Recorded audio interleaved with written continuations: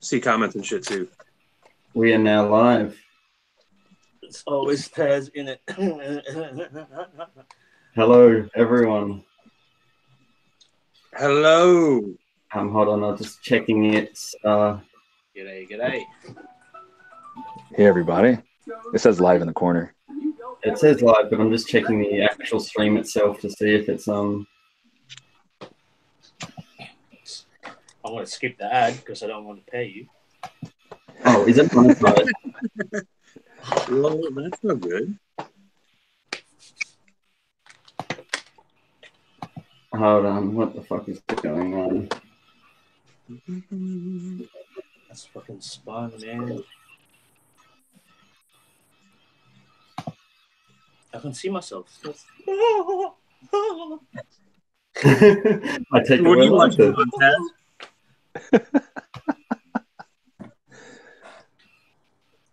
All right, hello guys. Sorry about all that.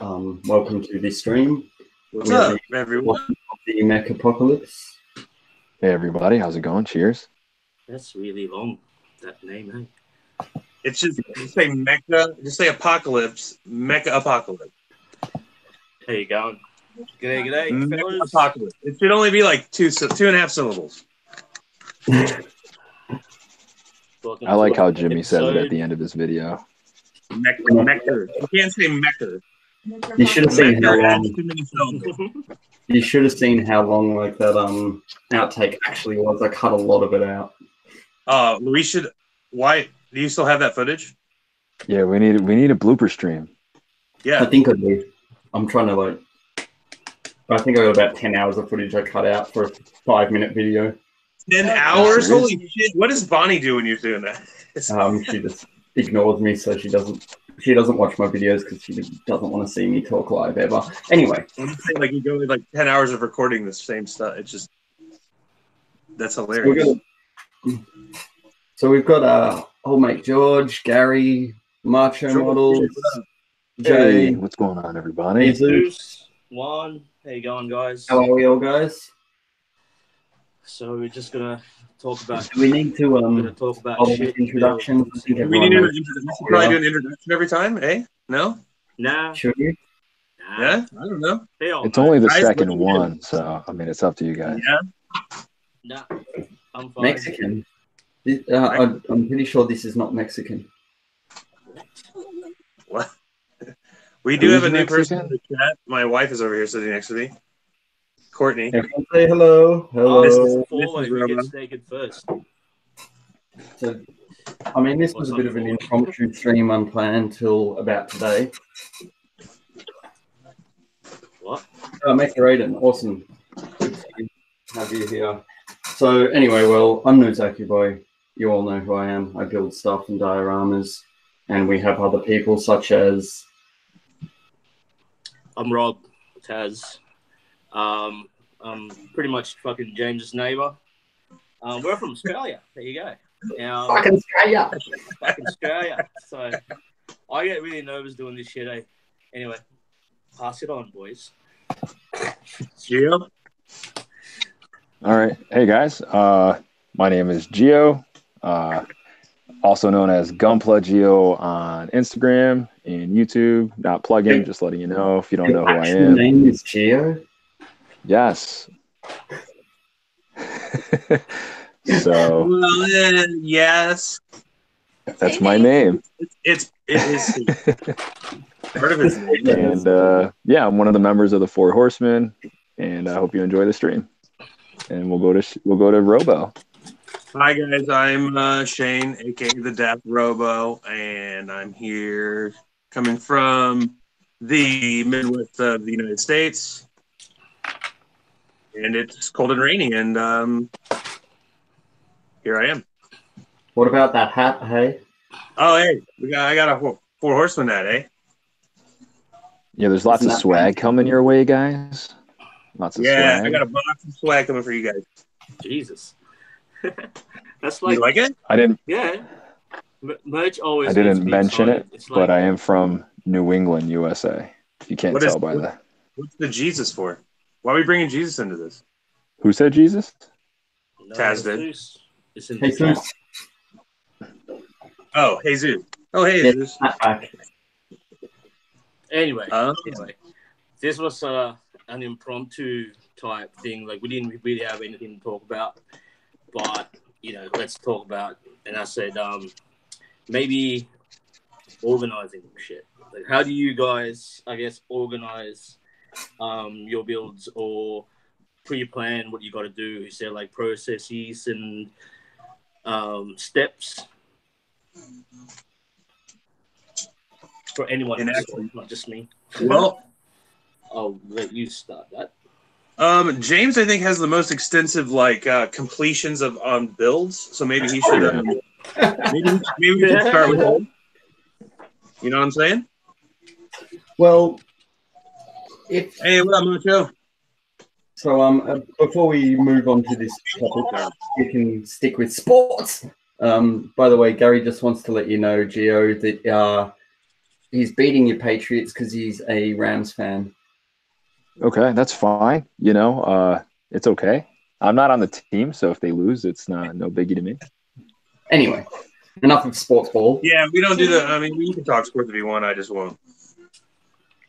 Hey, real quick, if Macho Models is in the chat, check him out. He's doing a giveaway for a spray booth. So just looking out for another builder. If you guys want that, check him out. Yeah. I'll let him check him out on Instagram for a chance to win a spray booth. Sounds good. What are you drinking there, Daft? This is mango flavored refresco.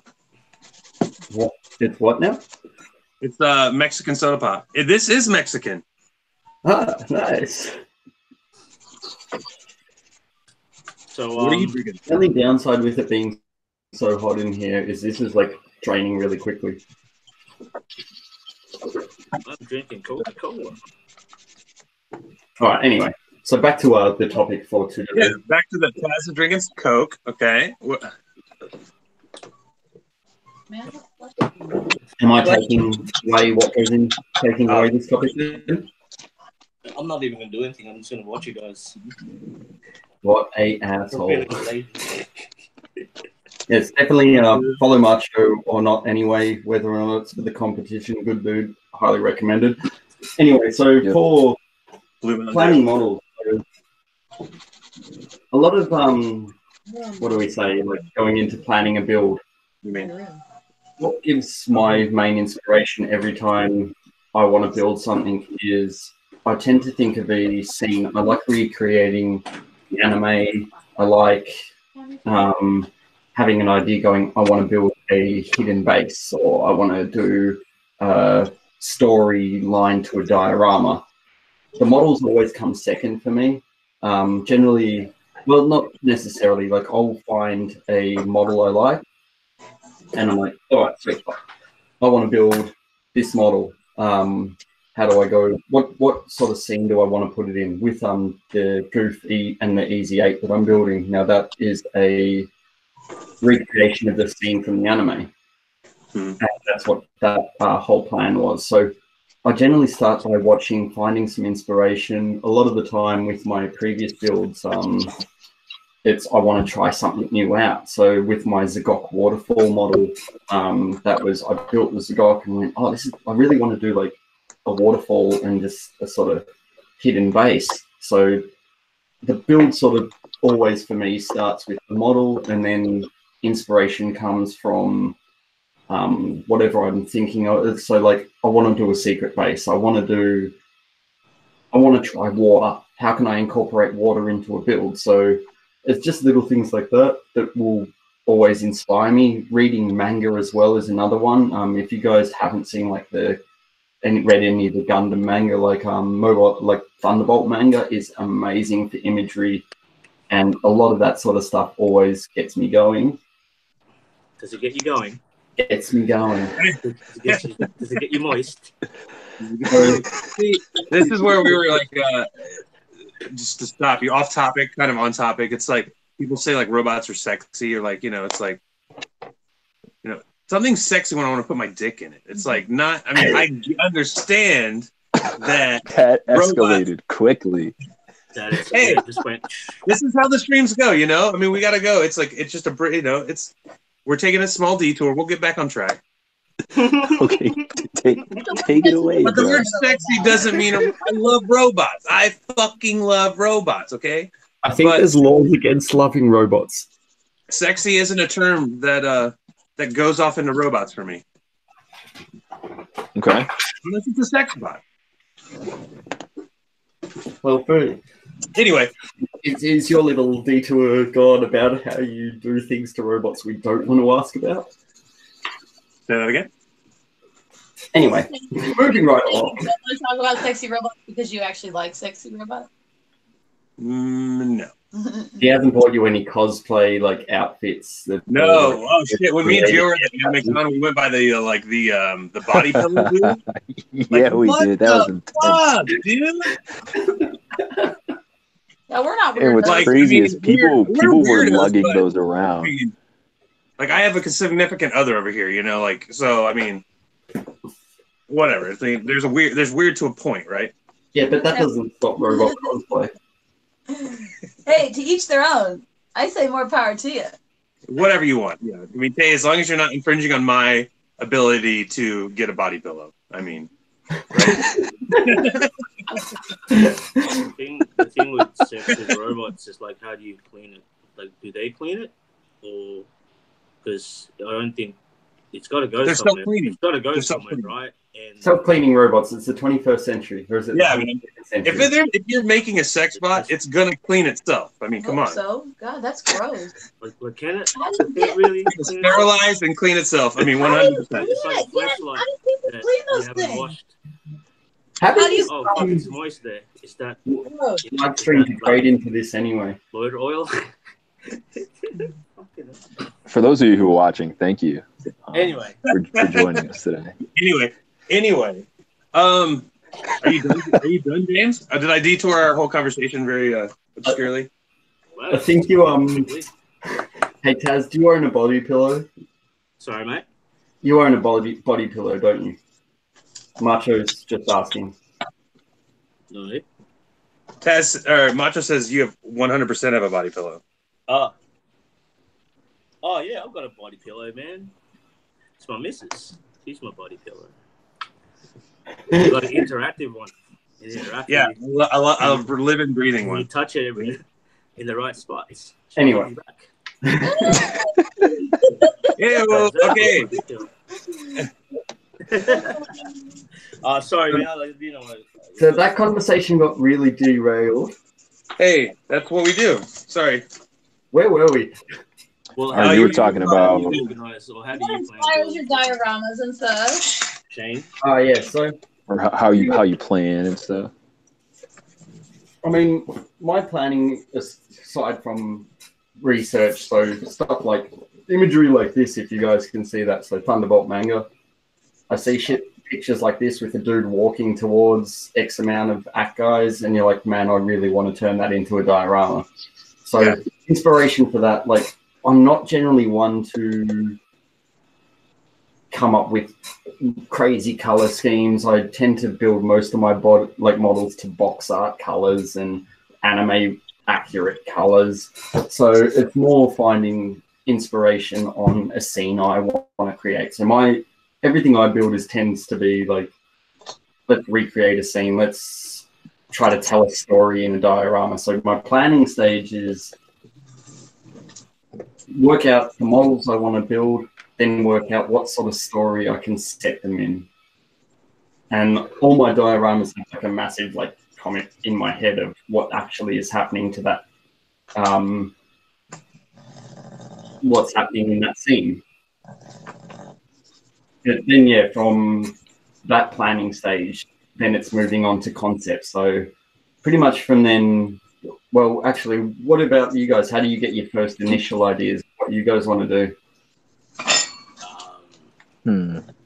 Well, I guess we could. I mean, maybe we could just, instead of someone, this is where we're learning as we go here. So maybe we should start like this. So like we should come up with how we get our concept, and we'll go down the line, and then we'll say how do we like then start our concept and like start making it and stuff. So like, Yeah. cool. So then, go ahead, Taz. I think you should think of maybe we come up with concepts first. My thought process. Well, before I just went there for the fuck of it because it was fun. So there's no real, I guess, pre-planning stage on it. I just slap it on, per se. But after that, once I started getting confident in the technique, then that's when the planning came in. So, as I said before, weathering, as far as that is concerned, I think of an environment where the kit would be, and I weather my kit accordingly. And that's what I thought about scale and shit like that. So, in that sense as well, you can kind of pick up your color schemes too. But as far as dioramas, my planning stage, like the last one I built was that Mecha War Times one. I was flicking through I think someone sent it to me actually. Someone sent me a dio of a war scene inside World War II helmet, and that kind of inspired me to do the ammo box. But I had it in my head that all it's going to be is that ruin, some kids that are orphaned, and that hand. Really, like I wanted to incorporate some more like a wagon or something like that, but it was just too big. And also as well, yeah, well that's about yeah.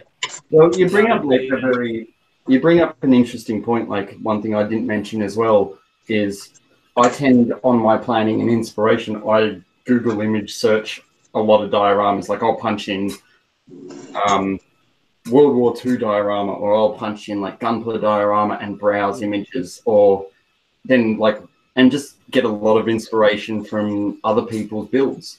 Yeah, exactly. But then like saying if it's like, oh, I wouldn't mind doing like a rainforest, and then I'll just punch in like rainforest dioramas and use that as inspiration as well. Like don't be afraid to borrow ideas from other builders. Yeah, like don't outright copy it, I guess, but get inspired by it, and like, that was exactly what I kind of did. Well, that's brilliant because I have this ammo box and I had didn't put anything in it. I thought it was a perfect time to actually use everything, all the kits that I've used for that build, and as well like as far as paint schemes and weathering, I did the exact same thing. I thought about what sort of weather it's going to be. Whether it's going to be like just rain and it's just starting to dry up, but it's still going to be puddles, or it's going to be just a dry kind of environment where it's just going to be like dry dust and like just splodges of moisture every now and then. So, and I wanted the kit to be old but not fully corroded, so just to show a bit of rust as well, and some like dried oil stains and shit like that. So all of that like colors and whatever that I use came from when I thought, it's going to be this environment, and that's what it's going to be, and just started doing it. Oh, hey, Flynn, man, Craig, what is going on? George, James, what is the inspiration behind your Xeon-based diorama? So. All right. That's empty. Nice. So the first inspiration I had was I started with building a Zaku, and I want to. My whole thought process when I built it was the year before I built the Xeon like the Zagok in the waterfall diorama, and that was very nature. Like it was mountains, waterfall, and so pretty much I decided I wanted to do like urban, like man-made structures because it wasn't something I'd ever done. So it pretty much started with I wanted to do similar, like a big diorama, but I wanted to do like a man-made base instead of a like nature sort of hidden, like built into the mountain for the base. So with that, I went, all right, cool. And then I just sort of slowly started working on the underground base and had a plan to build the top section. Like originally it was supposed to just be this lower section of the diorama. And I started building, and as I built it, I'm like, well, this isn't really good enough to. So like I planned for the bottom section, which I started building. But then when I got to a certain point, I'm like, all right, there's such a basic. How's there a story? And the next thing I thought of was like, what a Earth Federation spy has like broken in and he's stolen some plans from the main room. So I've like modeled the like briefing room and the hallway to go off the side. I'm like, oh, that's really cool. But how do you get in? And so I'm just running a story in my head through the whole diorama. So I'm like, how did he get into this base? Well, he must have come in through an air vent through like up top.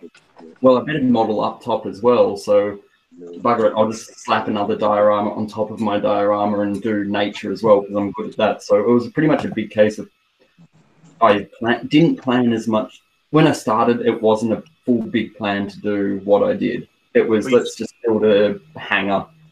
Yeah. And then it just got a little bit out of hand as I build, because when I'm doing dioramas, I find I'll just like have ideas and just build on them as I go. And not to cut you off, but I really hope people saw how much detail you actually put into that kit. I mean, you've got guys crawling under a fence. I mean, you have so much going on. So like those of you who are watching, like you need to check out that dio. Like there's so many pieces to that it's really, really incredible. Like even if there were no suits, right? Like if there was no mechs in the dio, like it's still out of this world, like detail. So check it out, man. That's just thank you, man. But super awesome. A diorama build is all about the little things and telling a story. I mean, that's why like I wrote the story and printed it like wrote the story and put it on metal so you can sit there, read the story, and then you can follow everything that's written in the story through the diorama. Like to me, a diorama generally has to tell an overarching story. Well, that's what a dio is, right? I mean, it's taking a section out of something that happened and it's putting. I mean, you don't want to explain what is going on. You want to look at it and know. You know, you don't necessarily need. I mean, a backstory is good, but I mean, you know, you're taking a section out of something that's happened, and you're painting a 3D. It's a 3D painting of a scene. Well, that's why, like, because the story was so in depth in this that was in my head. Yeah. So, like, I've got like the Xeon dot fighter that's flying away has actually got a painted Earth Federation figure because he stole it and he's making his escape with the plans. Yeah, it's out of control, man. The detail, that's like something people are not going to notice. Like the blinking light over the hole that's cut in the fence is mentioned in the story, so I had to program that one light to flicker on and off. And then there's like an open air vent, and then there's a rope hanging down from the air vents in the briefing room, and that sort of stuff is it's just the reason I did the whole story written on there is because I went, oh, this story is so in depth and it just went way too out of it in my head that I don't know if people will actually be able to pick it up that easily. No, it's awesome work. Oh, yeah, so like Geo, because you're not a diorama builder, what goes into planning your build, like for custom colors or mods or paint or? Yeah, like I can appreciate this question because I think out of all of us, I do no dio work. Like I'm more into like bases where you say the mechs are your second thought, where for me it's like I really want to show off the kit in like all of its glory. And I think it's interesting because like you put any piece, you put any Gundam, you paint it, whatever, you put on a desk, like no matter where that desk is, no matter what occupation you're in, someone's gonna be like, wow, like that's awesome. You know what I mean? Yeah. And I'm really into like clean paint jobs, and like my inspiration comes from of course the anime series, but even like Google posts or I pin a lot of builds on Instagram, like the little bookmark. I bookmark so many different builds because it'll show me different ideas, different things, and not to steal anything, but it's more of like an encyclopedia for me. You know what I mean? Like a reference guide of like, all right, well, this person did this to the Nataku, right? This person did this. What hasn't been done? What looks good? What doesn't look good? Because in my head, I come up with a concept, and I'm like, well, what does that actually look when it's done? instead of having to go through all the motions of painting it and then hating it, I'm like, oh, you know what, this kind of work, this doesn't work, and then I make it my own. But in preparation, I would say I try to have all my materials ahead of time, just because I'll lose my mind. Like if I don't have all the paints that I need and, you know, all the little intricacies, I'm gonna end up putting that kit aside and working on something else that I do have the colors for, or, you know, the little detail parts for and stuff like that. So I think I try to put it as like clean as possible, and then I like to, like, someone who like inspires me almost, or builds that I really like looking at, would be Eric Prayogo. I don't know if you know him. He's on Instagram. Forge. Yeah, Prayogo Forge. So yeah, Very Eric good is dude as well. Like awesome bloke. he does some incredible, like, clean work. And a lot of his dials, you'll see it's just like a base that he hyper details, and then you could put any kit on it and it just belongs. You know what I mean? Yeah. That's kind of where what I like looking at. Even guys that take the normal action base and they'll fill it in and then they'll rescribe lines or whatever. Like that to me is just so clean. So I try to think of, like, instead of taking a kit and putting it in an environment and making it fit there, I like putting the kit where the environment would be. So like the master grade unicorn, how it comes with that psycho cage. I love kits that are like in that cage or in the hangar. You know what I mean? Like for me, I like that because it's already in its environment. You're not too worried about all the other things that go on. Like your eyes are dead on to the mecha. So like that's why I plan ahead. Like how can I do this clean? Because one day I'll muster up the courage to you know, weather it and do some out of this world dio. But for now, I really want just clean builds, and I just try to get creative with paint jobs and shading and stuff. So it's all a learning process. Like I have kits in my backlog that I haven't touched yet because I haven't learned how to do what I want to do yet. So then, like, after every build, I get closer to that. Like, oh, now I can do this. You know? Yeah, definitely. I don't know if that answers the question, or if I just rambled on. It's good, man. It's good stuff. Good content. It's good to know, because like back in when I started, like the first kit I ever did for anything was I built a dio for it. I don't know, for some reason, like, I just went, I want to like build this kit, and like if you look at half my old builds, like even my early builds, I've got like a RX-78 that's sorry, just bear with me. I'm just pulling it out of the shelf. Like one of the first kits I ever made was this thing.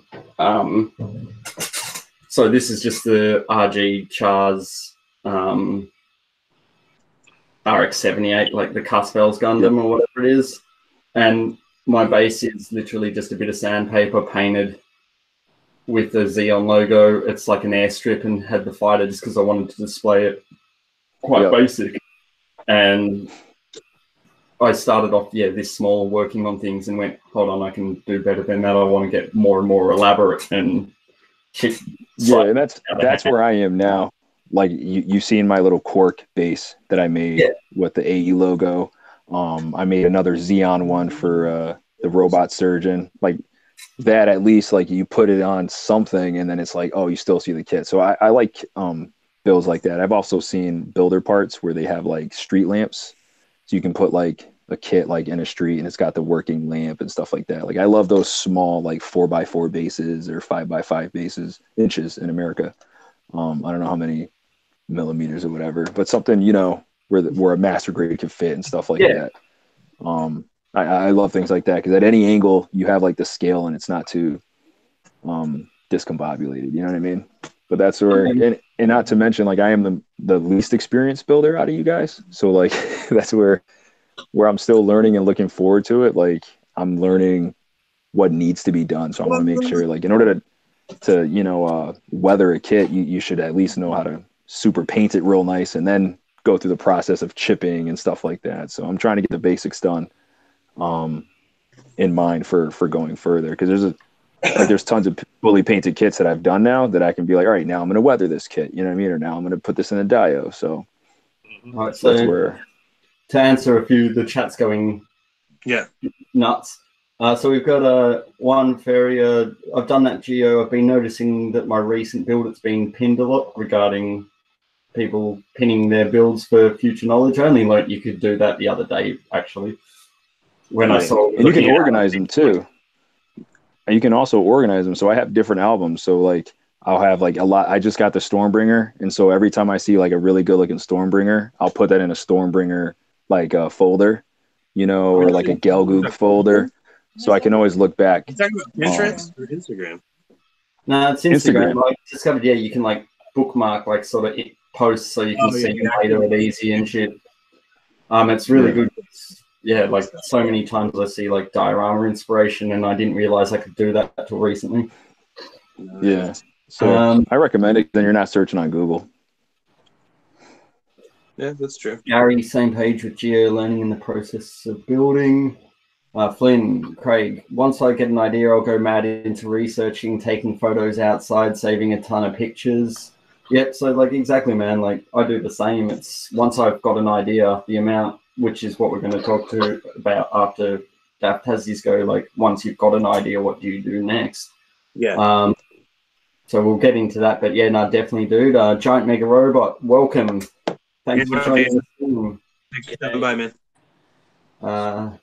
Macho Models, use the Queen system, you ruffian. I'm not sure what that's referring to. Because I said inches. You're talking about inches and millimeters. Yeah, no one likes inches. It's weird. Well, no one likes me either, so we're okay, right? Well, you know why no one likes you? Because you haven't put a glue bottle on your bench today. Oh, yeah. You know what? Let's play some Russian roulette. All right, let me open this up and let's just see what happens. For anyone who doesn't know that, last stream of Geo decided to spill his glue, and it was a good time. Everyone laughed. It was fun. It was awesome. Geo has no respect for the crown. No, he does not. I have no what? Respect for the crown. No.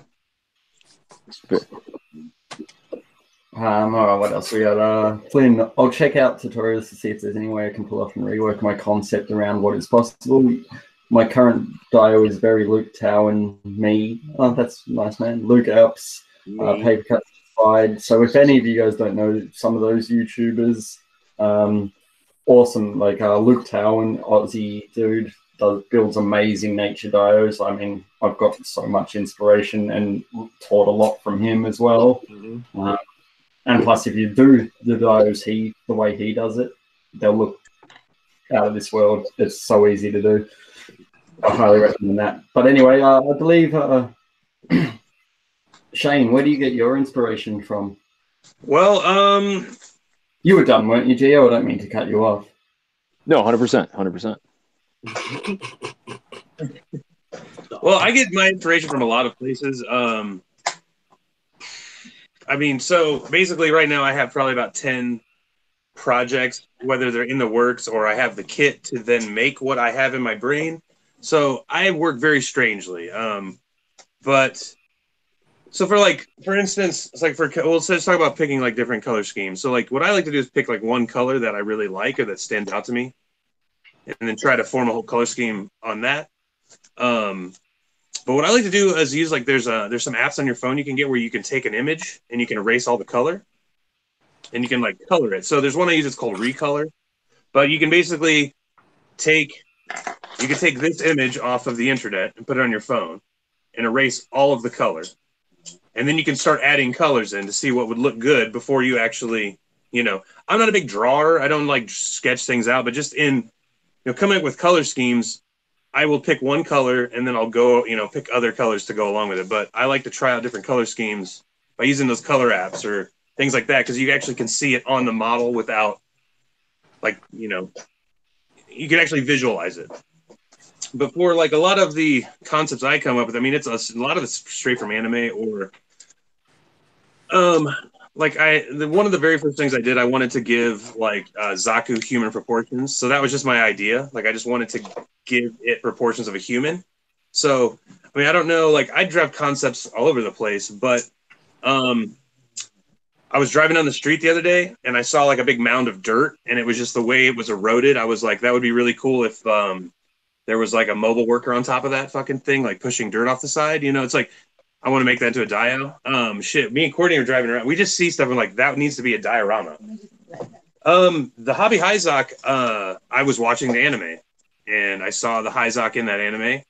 And like 2 years ago, I bought a Hyzok, like a master grade Hyzok kit in the thought that one day I'm going to make it into a Hobby Hyzok. So it's like, I have concepts all over the place, but it's never, my problem is reeling them into a full-fledged idea that you can see. Yeah. So, George, what do you use to color? Hand? Do you do it by hand or software, or what?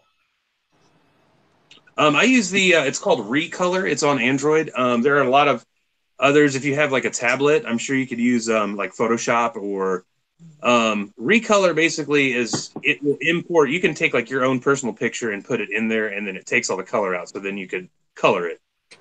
So it's actually an app to like use your phone or tablet to just color and be, you know, like do that as like, you know, something to pat, you know, like to be bored and do that. Yeah. Girls you know, to stress relief or whatever people do to color shit. But what I, you know, but you can take any Google image into that and then take all the color out. All right. So giant mega robot, I tend to start sketching. So much of it I just let happen. I'm so bootleg. I just have part of an idea and go from there. Who knows? Yeah. Maybe why it takes so long. Exactly. Me and you, Jay, we're like exactly the same, buddy. And that's the thing too, is like a lot of the things I'll just have an idea of where I want it to go, and then I'll just start, and then it's just things like this.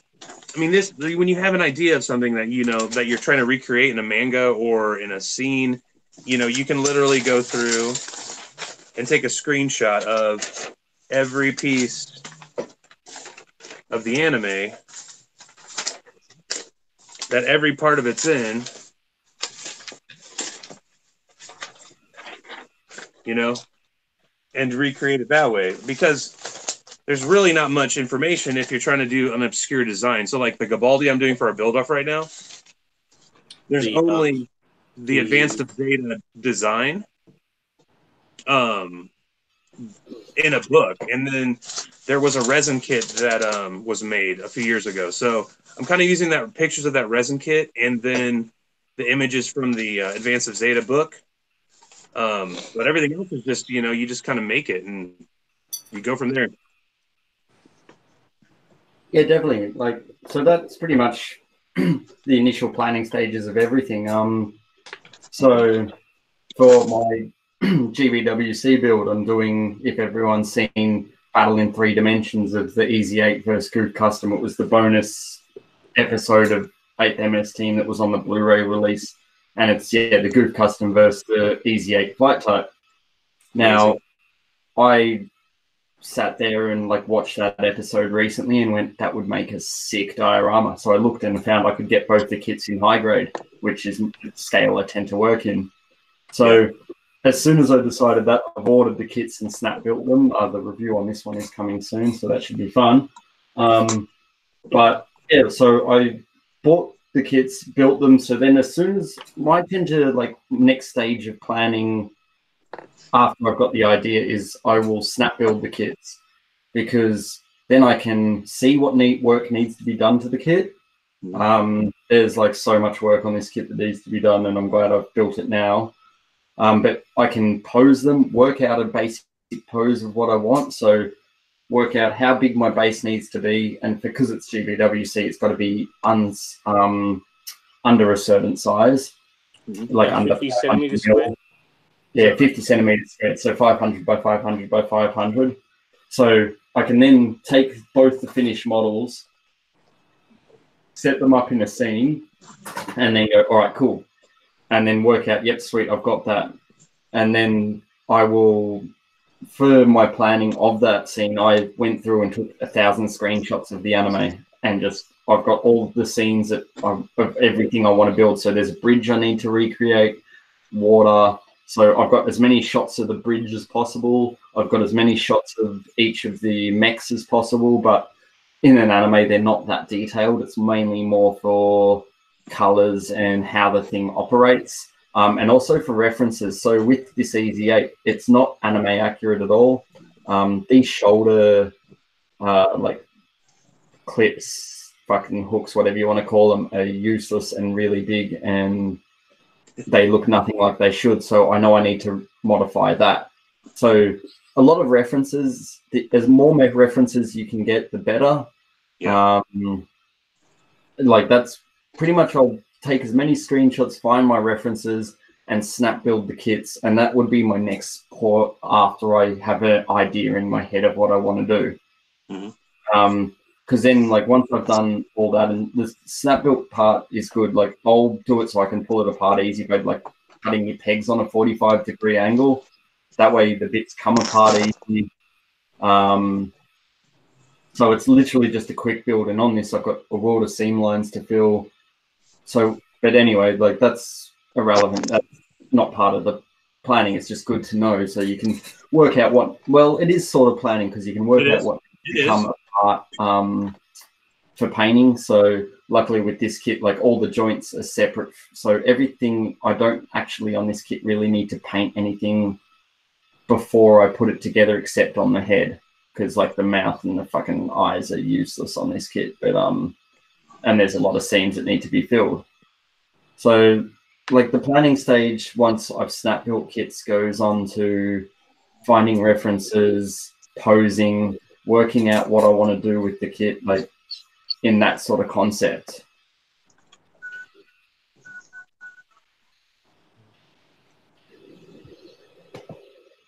Yeah, the hooks for the parachute. Those are the pair for the parachutes. Yeah, and I mean, if you've seen that like terrible parachute pack that comes with this thing, it's so bad. With the ribbon. Yeah, it's got a terrible ribbon that like why? Yeah. And like everything's not correct to scale. Seam lines are in a bad place. Does the MG come with the parachute pack? So I know it has a backpack. Does it have the does the master grade have any sort of like parachute like I would not be able to tell you. I've never built the master grade. So I know Marco asked me before about the EZ8 face because I had the same issue when I looked at it, and he's like, he has asked me how am I going about painting this head because it's a prick of a thing. So the chin is a separate piece and loose, so that doesn't matter. So I wouldn't even bother about including that in the. That can get painted after and just stuck on. There's no seam line you need to worry about filling. But when you look at, say, the head, there's, I don't know how good my video is, but you've got an antenna here that is a slot that pegs into the head, which is stupid. So pretty much my plan is to cut that peg off it and sand it smooth. And this is just going to get glued on afterwards. So I'll paint that separately.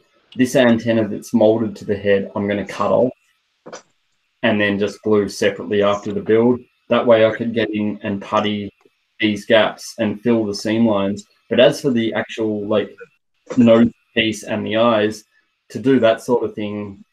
Cuddle? Did you say cuddle it? Yeah. But then for the eyes, so I will paint this piece like before I build any of the model. So this gets built, painted, and then once I've done that, I will put it in the head, mask it up, and then just work out the rest of the head while that's already in. So that's pretty much painted before I build anything on the whole kit, and it's the easiest way to do it. But that's just as it goes for planning how to paint things. Oh yeah, you did. That's fucking awesome. That's really bad. Oh, it's desert roasting. Oh, that's cool. Gary said, "Oh yeah, I love the new airbrush setup. Thanks to the help. Four Horsemen, sick." So you did get it. Nice. Awesome, Gary. Nice. Gary, I saw that you got the, what do you call it? The moisture trap and the quick connect. Good boy. Yeah, no. So, what else? Is there anything else you So, guys do in the next planning stages? well, so basically, I'll talk about my GBWC entry, mine as well, or Yeah, throw this go in. ahead. Here's what you got. I wanted to make the suit, so I had the idea, so I bought the kit X amount of years ago to make it into the Hyzok. So, yeah, you make it, but if you want to compete in GBWC or any kind of, you want to put it in a context, right? So, I mean, you build a suit, and that's what kind of Geo's getting into now. He builds the suit, but he wants to put it in some sort of context, so you make a base for it, and it just looks like a finished product. But I wanted something more like, you think about what realm this would exist in, and in the anime, this is a civilian use mobile suit. Okay, so if it was civilian use, it was civilian bought. So where would you go buy a fucking mobile suit? It's like, where in reality would you be driving down the street and you'd see a car lot? Well, an MS lot where there's a car, just a mobile suit standing there with a for sale sign on it or something like that. It's like, that would be cool. And then it's like, when would that ever make sense in any other context? You couldn't see an army, you couldn't see a Zionic issued, decked out, fully armored Zaku for sale, who, that wouldn't happen. You know what I mean? So it's just, you think of a context to put it in. So like, Courtney's making these little miniature bonsais, right? So she's like, what could I do with these bonsais? So it's like, you make something and then you want to put it into a context. Yeah, I built my greenhouse. So she's going to be building a greenhouse to then put all of her little plants in scale. So it's just, that's what the concept goes from a thought to then, bigger, but I could see how your diet, like your GBWC entry from last year, went from such a small idea kind of until it just kept growing and growing and growing. If you have a finite idea and you draw it out and you said, this is the plan I have, I want to make this to this, it almost puts a ceiling on your fucking creativity in a sense. Even though it's your own design, it's not like growing organically from an idea that then just grows as you do it. You think it out and you put it on paper, but then your whole motivation is just to finish what's on the paper and not like finish an idea you have had, in a sense.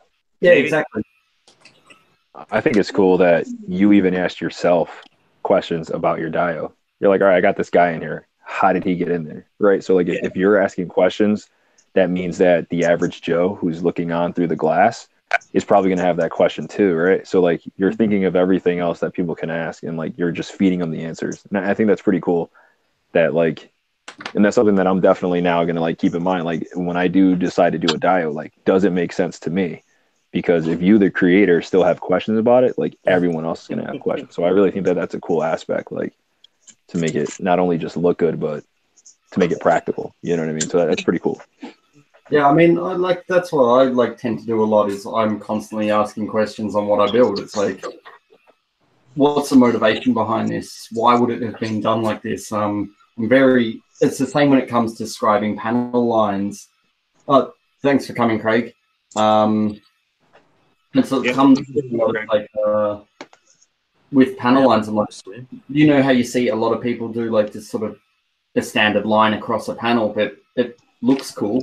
But there's no what do you call it, like theory behind functional purpose.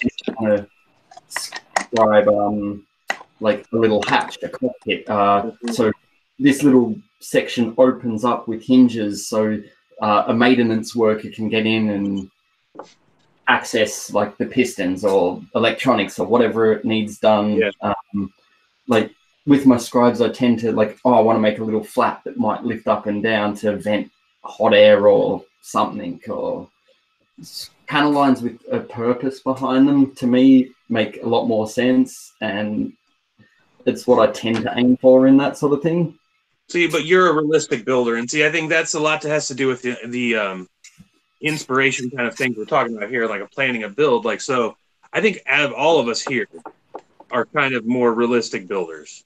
Yeah, probably. We don't go like, so a panel line to us wouldn't make sense to be like a stylized, just, a line. It would need to make sense in the realistically, if this was a real robot, why would it have a line there? Or any in the scene. But I think it's just where we come from, and we're placed like, I kind of have like an engineer brain, and I think most of us do here. Like Taz wants to weather realistically. It's not like, it's in a realm of realism. Yeah, it's got to be in some kind of, the parameters of some kind of reality. Right. And Gunpla is freedom and shit, but it's still got to be to scale and whatever, right? Exactly.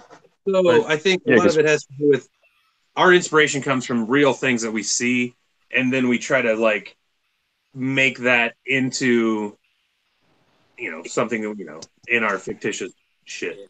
Really It's like as real as we can. As Mickey because you can overdo panel lines. Oh, fuck yeah. I mean, don't get me In my wrong. Like, opinion. guys that do those like crazy panel lined up the ass like suits, they look cool, but in my mind, they make no sense.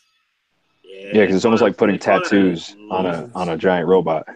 Like all those lines are like tattoos, right? They look really cool, but they don't serve like a purpose. But they are really hard to pull off. So like I give them credit, but like not all these things are gonna have nooks and crannies and valleys and stuff in the thigh. Like how much stuff is in there? You know what I mean? So I get that. I think most of our inspiration comes from real life things. I mean, even colors, I don't think we're going out and doing crazy color schemes on shit. I just. Oh well, like crazy color schemes don't matter too much. If you're going for like the thing, it's like look at people painting their own cars. There's a lot of weird shit people will do. Like, so if you want to paint your car like lime green and hot pink, and you paint like a robot that color, it's looks kind of stupid, but at the same time, yeah, I can see that. Oh yeah.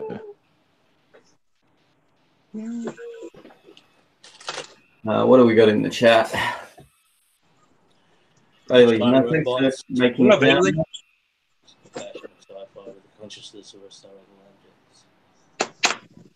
Panel lines to nowhere. Yeah, I mean, like panel lines to nowhere though. If you've got like, if they just sort of end abruptly, but if you do like panel lines to nowhere, if you do like little like, notch, I use panel lines. So if I make a little square, and then I have two little panel lines either side of that bottom of the square that sort of just stop and start, like two little notches. To me, that's a hinge. I'm not gonna, or it's like a recess for the actual. So when you pull it down, that would be the points that are hinges. Yeah, 100%. What else do we got? Giant robots are still plausible, but they look like I'm in the right place. Yeah, definitely. Like it's in your mind. If it's set in a certain area, it works well for me. I'll make giant mega. The bashing of sci-fi with the consciousness of historical objects, robots plus historical armor. So the reality just brings it to that level of belief. Oh, those are so good. So yeah, like it's why like I think most of us around is let's make this as realistic in not realistic because they're giant robots and that's completely unrealistic, but a level of realism to it. And I think a lot of it too has here's the other thing too. I think a lot of it might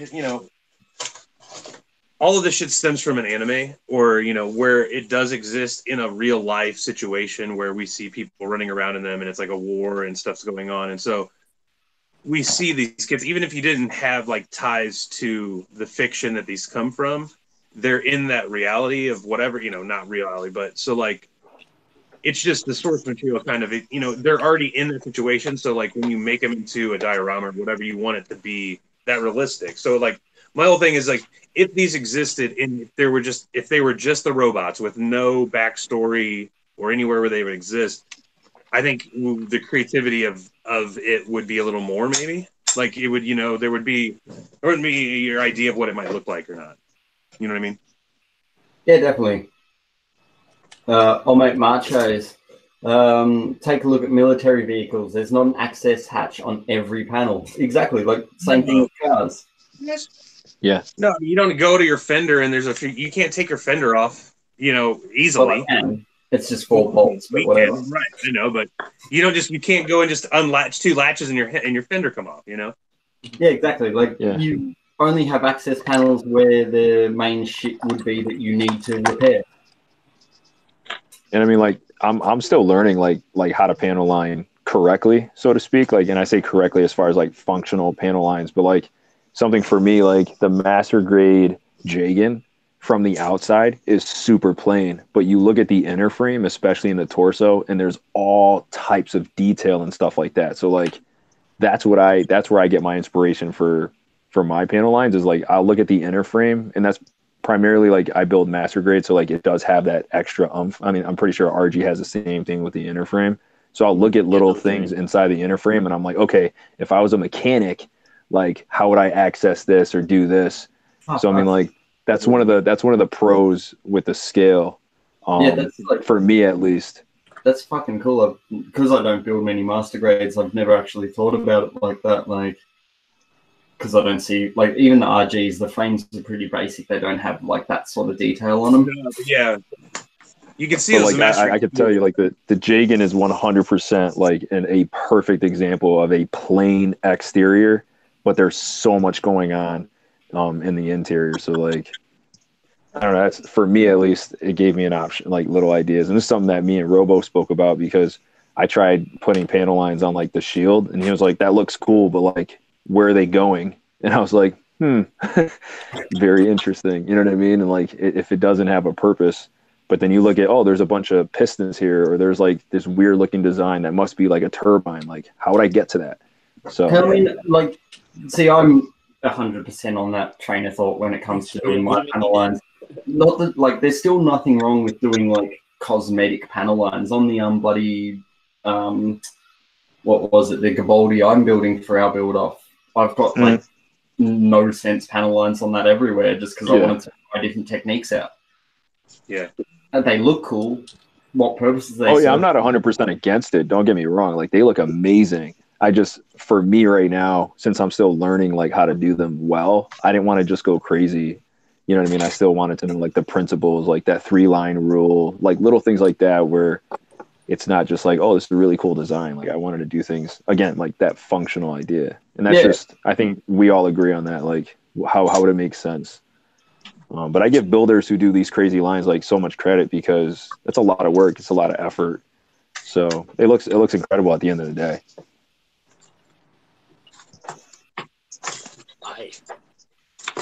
So, what else have we got about planning? It also makes sense. I think it's like, with scale, I think the bigger it is, the more panels it would have. I mean, so like a mega size would have more panels in the sense. I mean, maybe not like you would just see them better or bigger. I don't know. Like, well, the other thing that like gets with like panel lining and shit is the scale of it. So if you look at a car, like it's what the machines would be able to bend and roll and the biggest sheet. Whereas if you look at, say, old mate robot here who's 19 meters high, how many panels would this guy have? Like this thing, one piece that's the upper leg section, that's like a 20-meter long sheet of metal they've wrapped around all day. You got to think, you need to look at a tank or something. You look at a real life object that would be that big, that would be armored. So look at a fucking battleship. Look at fucking any tank that's a large, Yeah, like most of the good inspiration would probably be battleships at this point too, because some aircraft carriers and aircraft carriers. It's the largest thing we'd have that's real that you could probably reference it off. I've got that Corvette to build, so I'll let you guys know. Yeah, exactly. HMS Buttercup. First, ship that I've done, so that's going to be interesting. But I think I might look for some photo edge parts because there's a lot of tiny little bits, and I've got a feeling it's going to be like a lot of swearing in this household when I start building that. It's like, flick, god damn, fuck, shit, flick, oh god, shit, damn it, Form follows function. Convergent evolution, Macho. Form follows function. Exactly. Yeah. So what building now? I went to the shop today and I got a little tank. I mean, a tractor. Yeah, I saw that. I got Courtney this is so US. excited for her bear, buddy. Thank you so much for the bear, baby. I'm so happy. Awesome. No worries. He is very, very excited. Jesus, The pink there one, would yeah. probably have big bolts and nuts where you would be able to swap out armor pieces. Exactly, like with most robots, they're a battle mech, and if I like go into battle and lose half my arm, this piece would be quickly swapped in and out. Yeah, no, I mean, you would have it. It would be you'd have an arm. So, Macho, who's done photo etch before? I've done photo etch. I've done James has done lots of photo etch. minimal. I've done minimal photo etch. Yeah, I've done very little. If you But watch this tractor's got a few. Oh, not a few. Actually, it's only got like one tiny sheet. do you have specific questions on photo etch before, Macho? Yeah. James has a video on YouTube about photo etch. It's very good. That I do. If you watch my Zaku machine gun photo etch review, that gives a step-by-step on how I did that. I will photo say, etch makes you swear a lot. I did like a 144 scale AA gun without a photo etch, and that made me want to murder things. Yeah. Make you want to stab things, Jimmy? Yeah, Is that when it all started? Very savvy. But don't get me wrong, like photo etch is awesome and it is so good for doing details. There's a good dude, friend of mine from Australia. Look him up. It he's called Lister's Workshop, LISTZERS Workshop on Facebook, I believe. He gets custom made photo etch for Gundam kits, so he does a lot of Zaku photo etch sets. I've done so the link's in my video on the photo etch part. So we did a Gundam the Origin Zaku 1 photo etch parts, which I put on my GBWC Zaku. He also did the photo etch set for the machine gun, which makes it look so much better. So yeah, check that video that I've got on my channel, and good. It shows how I did it because I was very inexperienced with photo etch. And if you've ever seen those photo etch tools, they're fucking expensive. Like they're not the cheapest things to buy. But yeah, you have those, and he'll send them to you, and they're reasonably priced. But yeah, he gets them made in China, I believe. But yeah, his stuff pretty cool. He also does like sheets of photo etch warning decals, and I highly recommend it. Like checking out his stuff, it's so good. Need to pull out. Are you going crazy with the details, Mega? Stupid move. You got to paint the photo etch though. Like that's unpainted photo etch is not cool. No, it's the same with all the metal pipes and thrusters and shit. I still paint them. Like, if you leave raw metal on your kits, I think it doesn't fit in with the model most of the time. It looks kind of cool, but it looks cool at parts. But I mean, it depends. It's all going back to realism and shit. Yeah.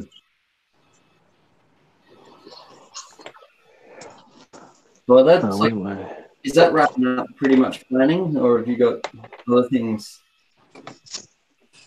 No, I'm done.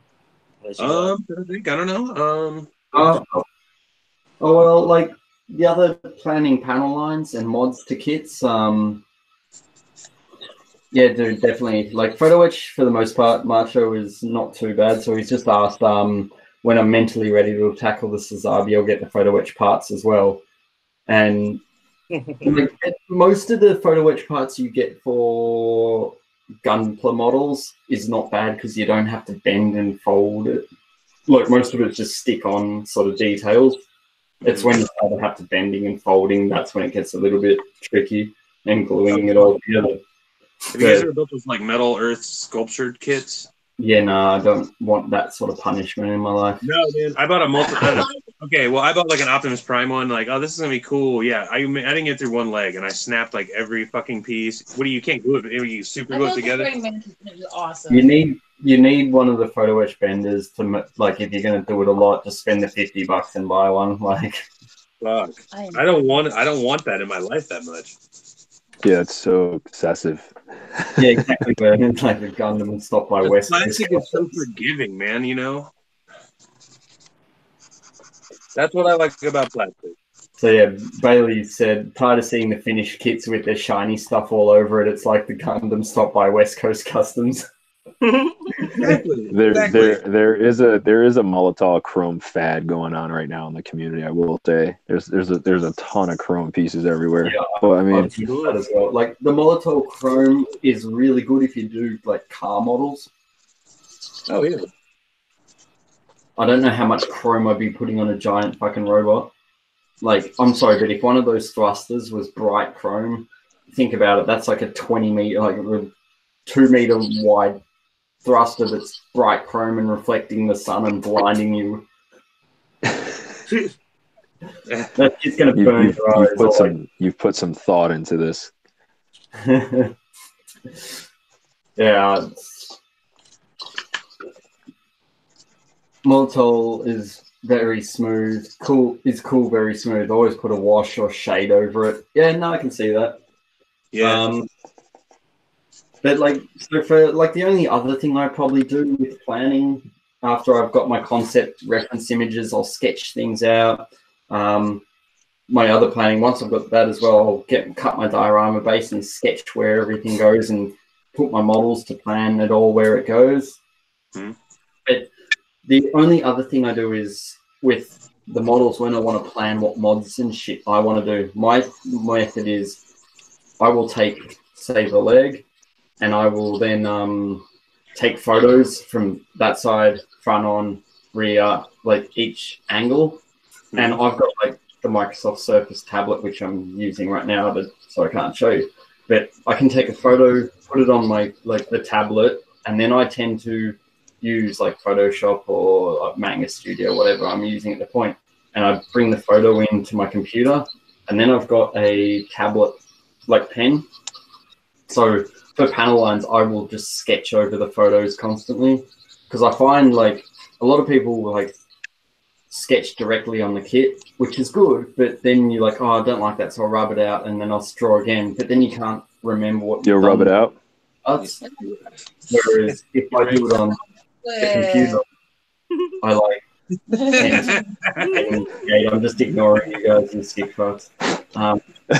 Just like create new layers so I can keep sketching over the same part, and then if I like don't like something new but I like something I did previously, you can merge layers or go back to your old designs every time. So just by sketching constantly over a photo, like my planning stage can take for the Jester that I would have been working on that's been put, I mean, not the Jester, the GM Sniper 2 I put aside, but I was just constantly sketching over the arms, like trying new panel lines, trying everything. Just by, the more you draw over it, I mean, if you can take a photo and do it on your computer, it will be a lot easier.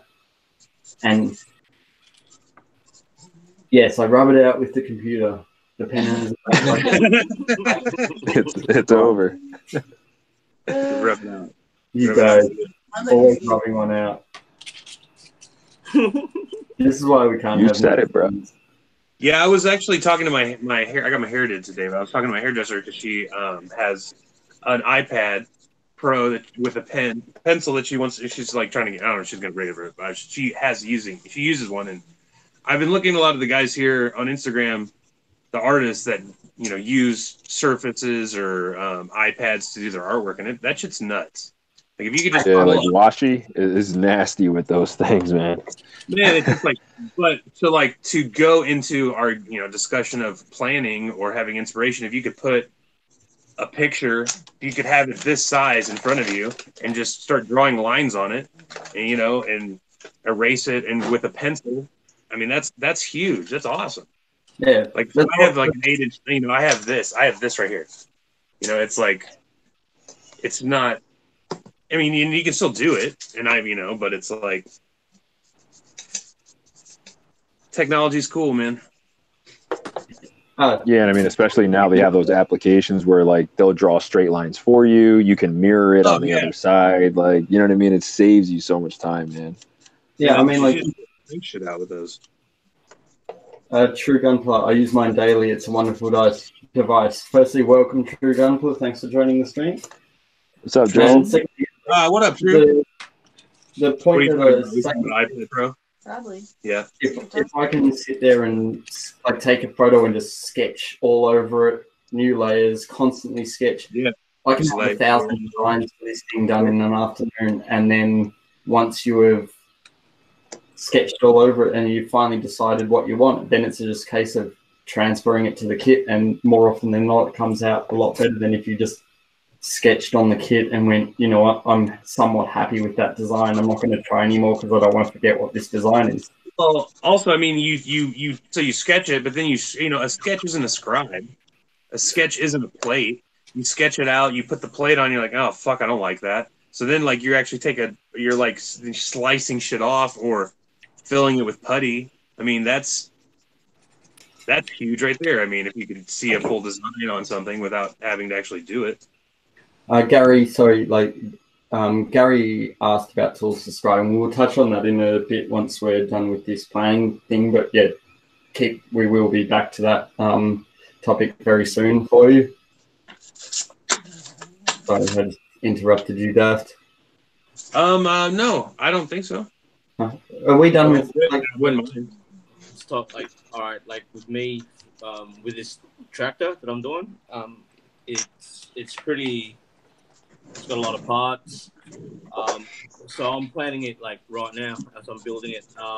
So obviously I'm going to do the engine first, and then because it's got like 72 links, individual links for the track. So I might do the tracks depending how lazy I'm feeling, like either next or to be the last thing that I do.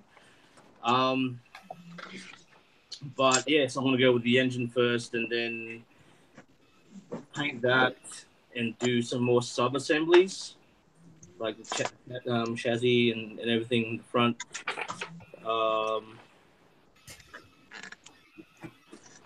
Yeah, and so I'm gonna paint it as I go.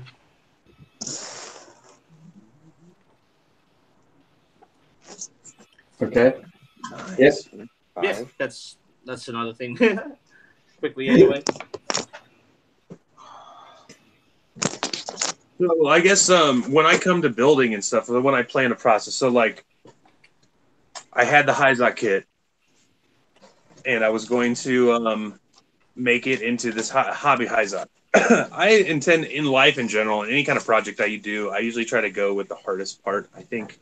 So I like kind of, compartmentalize, what is going to be. So I was like, okay, when I looked at this design, I knew the backpack was going to be a crazy thing to build. And I knew that the shoulders were going to be a lot of work. So I started with the backpack because I usually I'll start with the hardest thing. I think it's going to take the most work. And I start there. Because then it's like once you get that, everything else is just going to be easy, easy peasy.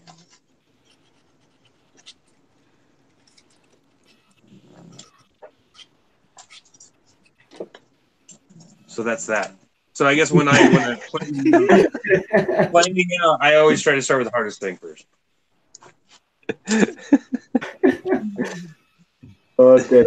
You guys just left me hanging there. No, you just stopped talking, brother. What's that? Just playing video. Yeah, it's cool. I'm just getting force-fed wheat. I'm just getting force-fed Lonnies over here. So good.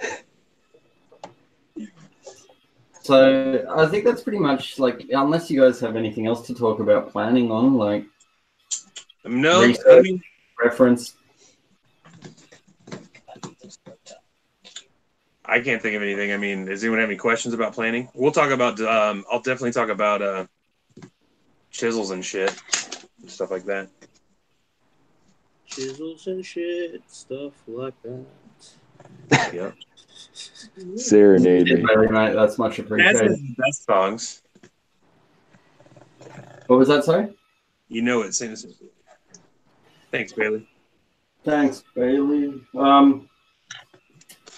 So, I mean, Gary had a advice on question on scribing and chisels and shit anyway. Chisels and shit. Chisels and shit, stuff like that.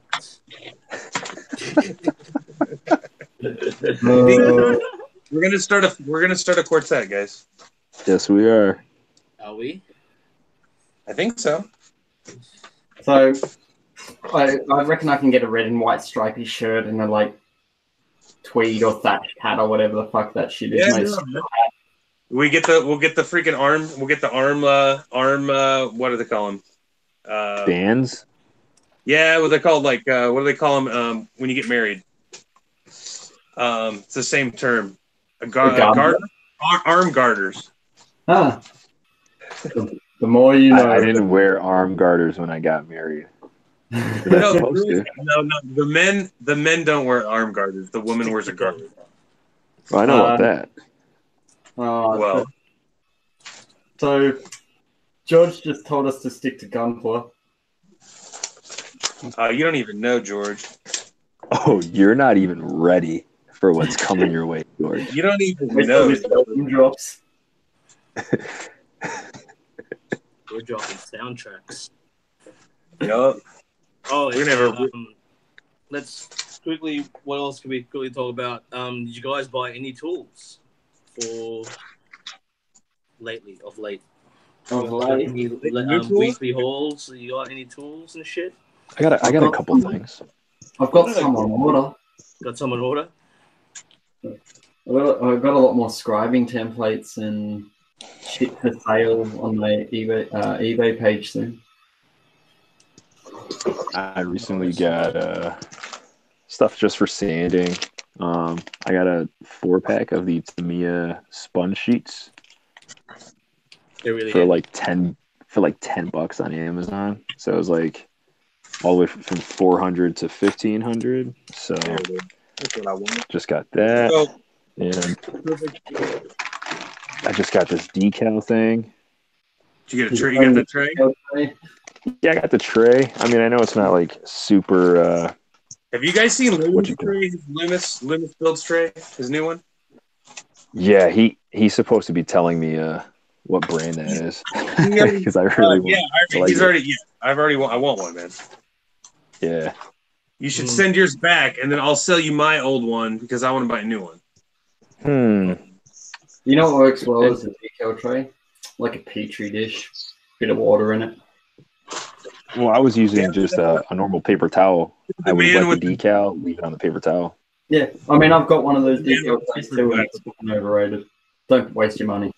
There's a Gundam Tas Too late. one. Do you want to buy a Gundam Tas decal tray? Macho, as requested. Demo the ceramic knife. All right. We've got multiple types. Well, that's Taz isn't part of the cool kids club, and he doesn't own a ceramic scraper. I have two. We forgive him that. I have this one. All right. Well, I'll tell you what they're really good for. What they're really great macho for, and I'm sure once you get into like when you do some heavy like sculpting with epoxy putty or any kind of putty, these are so good. So like this shoulder bit right here, I had like this actual shoulder goes down. It goes down like it's kind of hard to see, but this is all putty right here on the top because the actual after I made these modifications and widen this. The way a goof shoulder goes down, it like bevels down like this. Does that make sense at all? Yes. So right under this lip is all putty. But once you once this was puttied, I could literally take the scraper and just scrape, and it was just coming off in sheets until I got it flush with the pre-existing pieces. So like this goes through putty, any type of putty really, really well. I'm gonna have to get some pieces and cut them out real quick to like show you how I use it when I like denub and shit. James, do you have any pieces to demo? How did you like chip the tip of the ceramic scraper? How did I what? No, Bailey just said he picked up a ceramic one too, already chipped the tip like an idiot cutting ply plate. Really? You chipped the It's tip. probably cutting it. Well, you probably shouldn't. You Using it shouldn't as a cut. knife as opposed to You just shouldn't scraping. Oh, Probably. I'm assuming that's what happened. Yeah, Maybe- Shane, didn't you as drop far as yours? cutting ply plate, it depends how thick it is. Just It's use not a a normal cut. one. It's definitely not a cutter. It's a scraper. So well, it's essentially the same as using the edge of your hobby knife to Yeah. scrape it, except it's less aggressive. Well, it takes off more, but it doesn't dig in. it doesn't gouge as much. Yeah, it won't gouge your pieces. So I don't know if you can see this, but here's a piece. Let me take the snub off. I can flip my camera if I want to. So I usually I'll just nip it right. But even then, if the nip is good, like I've nipped it pretty close, but there's still a bit on. I mean, I can take this and like on the shorter edge where it's more boxy, I'll like take my finger on top of this knife, and I will like scrape off the rest of the nubs. Right? And it's not very clean right now. It's pretty gross, but I'm gonna go in again. Little lower. Lower. Yeah, lower, mate. Lower. That's what she said. Lower. Lower. There you go. Lower, to the left a bit. Too low. Bring it up. Lower.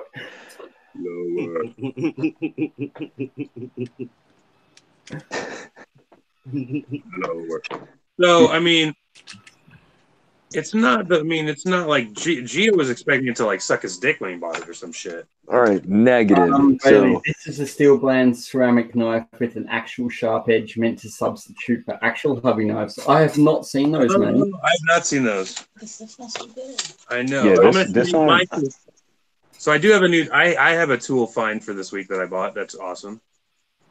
So, Oh, right. But then I'll just hit it with the This is sandpaper. meant So to be basically, used in it's kinda hard to conjunction. see. But what you want? I mean, I definitely use it in conjunction with my normal shit. But it's basically I use it at an angle, and I'm using it with one of these edges, and I usually drag towards me. So it's like a scraper. But when they're nub or anything out, it's just it helps to bring it flush, and it doesn't gouge like a knife. Also, like a lot of this axe, this hammer, so say like down in this recess here, I don't know if it's really probably hard to see, but where this piece, there's like plating on top and it goes down in. So there's like a box, but it's like negative space. So you've got so say if you had two angles, really, if you're building say you're building a box of plate and you put glue in it and you squeeze them together, you'll have glue come out of, you know what I'm talking about, James? yeah. So you'll have a box like this. It's like negative space. sucking on that icy pole for a second there. And so you'll have some glue squirt out in this area, right? Well, this one's really cool because it's pretty. The point's pretty nice, but you can literally run that into the crease and scrape out your shit to get another flush edge on in the negative space. Yeah. Does that make sense at all? Yeah, I mean, did you want to say something, Gio, before Shane rudely interrupted you? I interrupted him? No, I mean this isn't like use this in conjunction with other tools. Like when I bought it, I thought I was like, oh snap, I'm done. I'm just gonna use this. I don't need a hobby knife or anything like that. I'm still learning how to use this, I guess, because it is helpful. I don't think it's amazing right now, but then again, I'm not using it on putty. But when I did use it on putty, it was great. So this also doesn't work on the softer plastic that comes in kits. So it will not work on the softer pieces. It would just mar the plastic more than it would take anything away. So keep that in mind. It only works on the harder surfaces. So just save yourself a headache. It will not work on. You know how Bandai has softer plastic pieces, almost like the polycap. Yeah, it will not work on that. Also, what's this? Gio brings up a great point. So, what's funny, and all of you guys have built this kit, but all the joints on this Gabaldi, they don't really want it just wants to move the material around. And it's the same with the feet. Yeah, the feet. Yeah, it's weird. They don't. It doesn't want to take the material off. It just wants to like scrape it up and then like make it a fucking pile of it. Yeah, it's a piece of shit. It's a piece of shit. So it's not. There are some some jobs that the tool does not work well for. So I mean, like that's the thing because I like picked my one up in fucking Japan. I've had this for a few years now, but this is stupid expensive. Because how much was yours? Well, I bought mine and it was like for what was it? What I tell you, Gio, it was like $16, $15. You bought it for 17, and I waited, and I ended up spending like 25. Because yeah, I mean, like I bought this in Japan for like 4,000 yen, 4,000 yen, or like 4,800 yen or some shit, like $50. 4,800 yen, so like freaking 45 American dollars. Yeah, so like this was slightly expensive, but it's made by the same people who make BMC chisels, so it has to be good, right? But you're good for it, right, Taz? How much does he make again, Taz? What is that, Taz? Fuck up, idiots. Anyway, whereas they also make here. So $30 million a year job. This one's called the Cerebur or Cerebur. It's a really thin blade ceramic scraper. So this one's got two. So it's got a sharp point. Bailey, is that the one that you have? They go about $15, and you can buy replacement blades for them. But they also come with like a rounded edge as well, which is really handy for doing curved surfaces. But it's the same. Like if you ever, I do a lot of like recessed notches when I do panel lines, and these tools are the best for getting in a recessed notch and just flattening out your scribes as well. Nice. Yeah, exactly. Yeah, Bailey. This one's really cheap. This Sarah Finisher or Cerebur, whatever it's called, on Bailey said he found them on Hobby Search. I think you can pick these up for about $10, and they're just thin. That you can buy replacement blade packs for them as well if you do snap them. But I've been using the same blade in mine for like 3 years, and it hasn't broken. I haven't seen those splice ones on Amazon. I'll have to check those out, man. But you said it's the same brand as ours. No, this one's the same brand as the slice one. Yeah, I've seen. Bailey's saying they're ones that you put in a regular hobby knife blade, like a hobby knife handle. I mean, that's cool. Blade. Oh, just bought the blade. This would go in a bloody regular hobby knife, but this blade holder is plastic, so it doesn't actually dig into it, which is nice. Oh, sweet. Yeah, I think another one would break it. This holder's the same as the Danmo driving thingy chisel ones as well. The cheater tools? That I want to cheat on my builds because I'm lazy as fuck. All that Geo really wishes he had, so he calls them cheater tools because he's jealous. That's exactly what it is. This is holy cow. I love Taz. Well, I realized we hadn't like paid out on you for a while. What's that? Yeah. I said we love you. What is it? I'm waiting for the first poll of the night. Can't wait. We haven't polled yet. We haven't done a poll yet, guys. Yeah, we did a poll, man. That shit was awesome.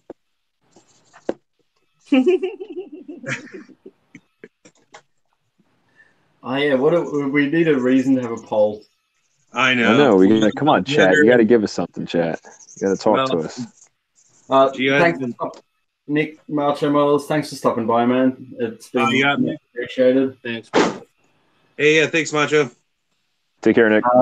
Jesus said the Taz giggle. I want it for my ringtone. We all do. We're gonna bottle that shit and sell it. That's how we're gonna get rich. I want that for my life soundtrack. Yeah, I saved it. We have a YouTube bit. We can take it anytime. There you go. Not how it goes. You should have heard him when I introduced him to Bofa. That was the ultimate giggle. Oh, dude, that was amazing. Oh, that's awesome. We're like, what? Bofa?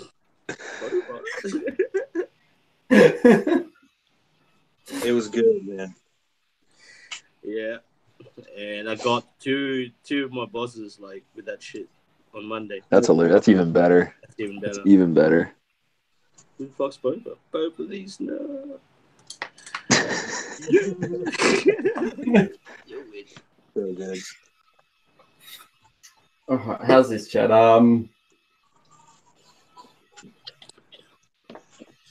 Yeah, exactly, Bailey. If it had a metal collar, it would snap if you did it down to 100%.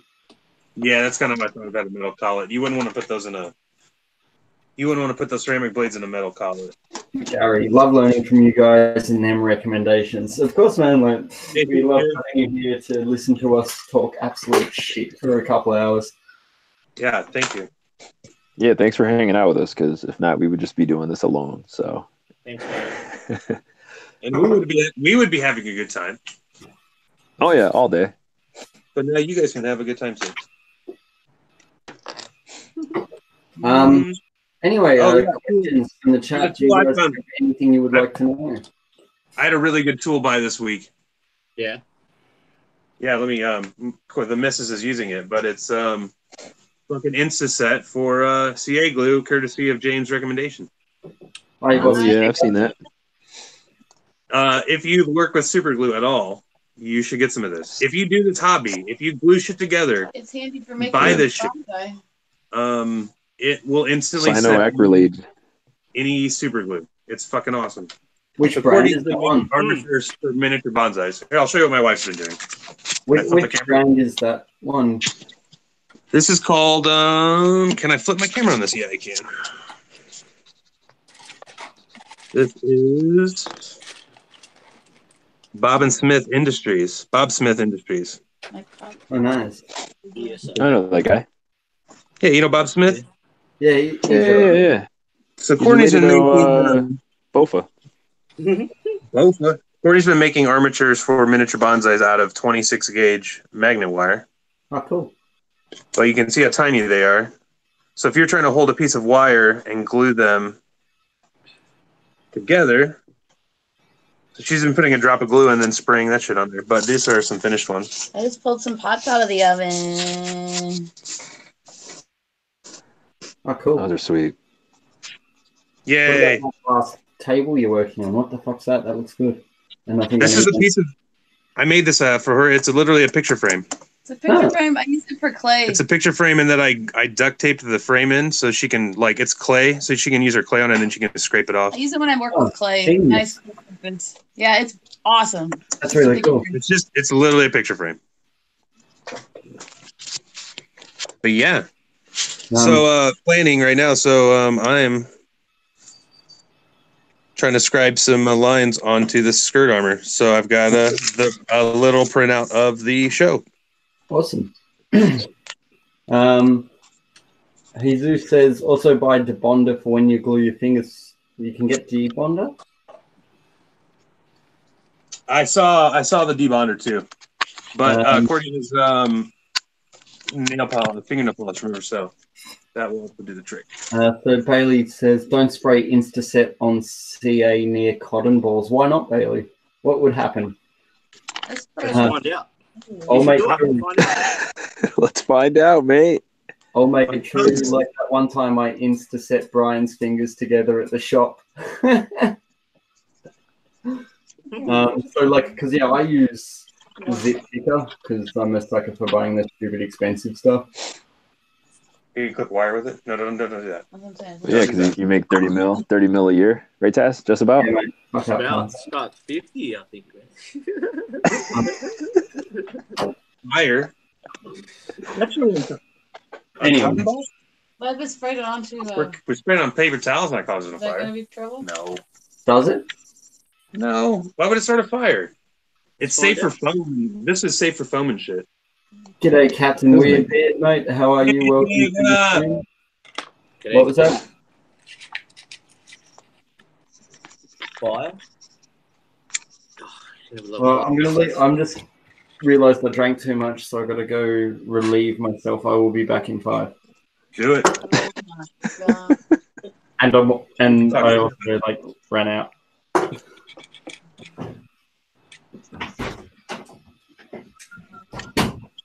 Yep, gotta have that zip kicker, clutch for gluing your fingers together. Snap. So basically, you say if you put on a cotton swab, it will catch on fire. I just don't. It I'm doesn't really seem volatile. curious about that. Yeah, I'm really curious about that. Try it, dude. We're spraying. I'm literally spraying on a paper towel. Or Courtney is. That's a fire. So Taz, did you try your? So Taz got the trumpeter scriber. I did today. I got the trumpeter scriber. Also a recent purchase. It arrived. I've got it too. Eddie Puteras. Oh yeah, yeah, you got that this week too. I guess. Is it worth it, Taz? Pigments. Sorry. What was that? Do you think it's worth it? Do you like it? Yeah, no, it's good. Oh, awesome. I like it because it's got the tonal, the colors are different. Like it's not, it's different browns and oranges to the Valeos and to the Valeo that I've got anyway. So I guess that's another layer you can add on. Cool. It's not, yeah. So it's got a different the what do you call it?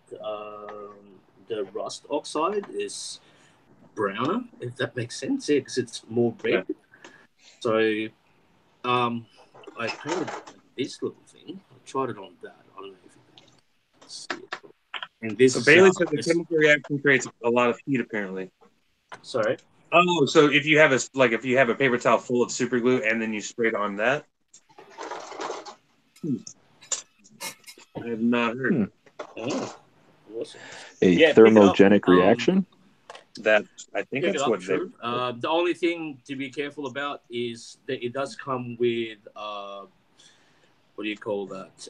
Binder, which it basically is just enamel thinner. It's not sealed properly, so just be wary about that when you get it. If you do order, because mine spilled everywhere. But it was just a compartment.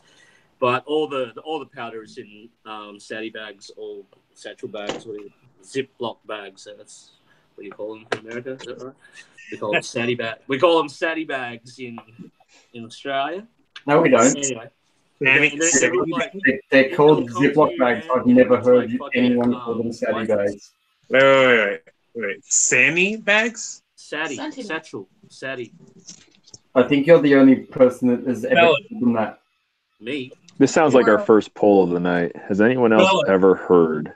All right. How is that spelled? It's a good one. Sammy? Is Taz crazy again? Taz is always crazy. Taz, you are the root of all. That is the street term for it, I guess. Saddy bag. The street term. Mm-hmm. Yeah. How do you spell whatever it is that you were calling those things? It's SATTIE. Satty bag. Sounds like you just made that up. No, saddy bags. Seriously, is it just me? Am I showing it's my just we're going to find out in a second. No one outside the show. Is M gone? No one outside the show would have heard of it. Saddy bags. It's a saddy bag. No. Yeah. You said word on the street. Which street are you referring to? Sesame Street, by the way. Sesame. Oh, okay. Saddy. Anyway, it comes in Ziploc bags, and so at least that's protected. But yeah, if you are going to pick it up through, it is. Dude, you just gave up on your own word, bro. Mine spilled, so yeah, okay. Jargon discrepancy in Oz. Nah, it's pretty good, but yeah, it's pretty good. Like I said, it's got tonal differences to the Vallejo and the MiG, so it's been refreshing. The only thing as well is finding that I have to put a lot of these because I'm using the fixer that it came with, not the Vallejo ones and whatever. It does. You have to pack it a lot to get texture. So Bailey says it's on Urban Dictionary. Who said that? Fuck Bailey. I know what I'm talking about. We definitely know that's not true. But yeah, so Shit, let's not get Terra crazy. Rasta kit. What's good is it comes with a yellow. I don't know what yellow is. What yellow ochre? I take it, and you can mix that yellow to the oranges to make your tones lighter or darker. Oh, well, lighter anyway. And so yeah, you can control your colors that way. But yeah, that's the only thing. Bad thing, I guess, is it takes a lot of this pigment fixer to get texture on your kit. And mind you, I didn't rust base this at all. It was just straight on. I don't think it's even got flat coat. I just used it for a test. But yeah, it's not bad. I don't mind it. So it's good for wrecks, especially that aged like rust, look that Looks good. that you can find in wrecks and shit. And as well, if you mix it with like a soot pigment, like a black sort of pigment, yeah, it goes good. Anyway, that's my little pickup for the week. Nice. Oh, and Well, I've created a poll. Oh, we have a poll. What's the poll? the poll is Taz, what do you Taz, get? if I try to order one and I use Taz 10, do I save money? If you guys just want to follow that link and answer this poll for me. So funny. Let's do it. what are you saying? Taz made it up. Thank you. Daddy back. No, I did not. Oh, we got a 50-50 split. Uh-oh. Oh, it's a thing. It's getting away from you, Taz. It's getting away from you fast. It reminds you of the glitter, doesn't it? I didn't make it up, dude.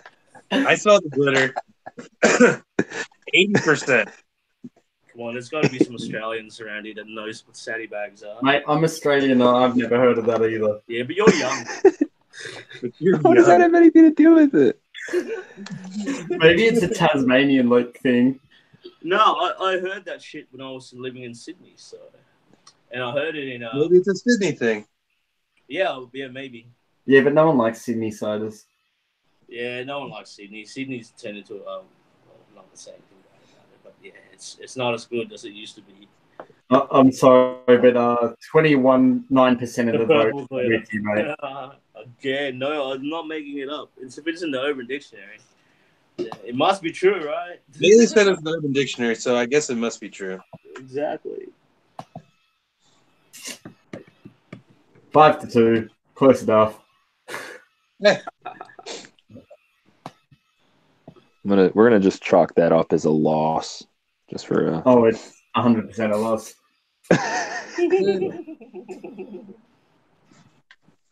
Bonsai. So, well, I think that's it for the topics of discussion. Yeah. So we probably ended a while ago anyway. So do you guys in the chat have any other things you want to ask us? Otherwise, we're just going to start talking shit and rambling about things. It's gonna get good. Yeah, this is probably the fun part of the chat now. Now, are we gonna say we're over at 12 or at 2 hours, or we're gonna limit it a time? Do we have a time limit? Either. How's long this thing? The fuck, I can't talk.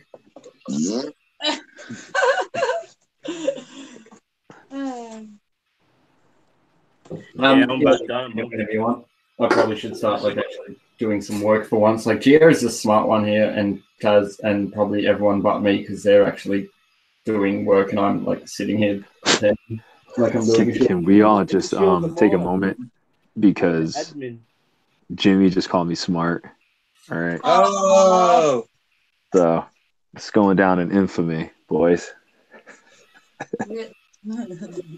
Nice. There's a tear right here, but I'm gonna keep it there. I'm gonna keep it there forever.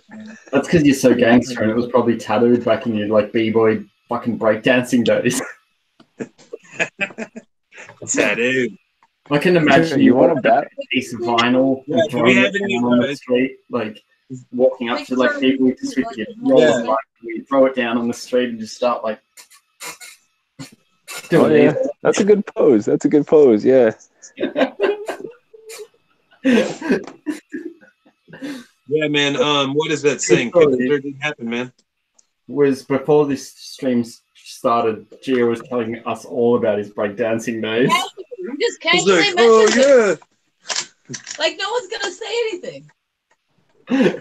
No, we're gonna wait till the stream starts, and then we're gonna put him on blast.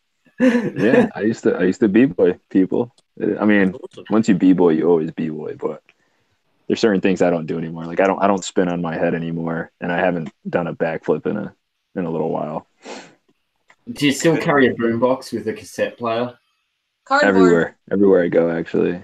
That'd be It's mandatory. I carry it at work. Everyone's looking at me like, "What are you doing?" And I have to explain it to them. So, well, you never know when the breakdance battle's going to start. you never know. You have to be prepared all the time.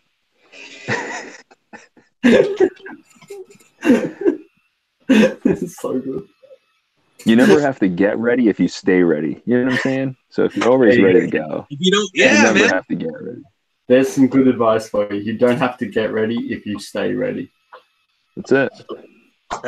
Those are famous words, man. Dropping truth bombs. Boom.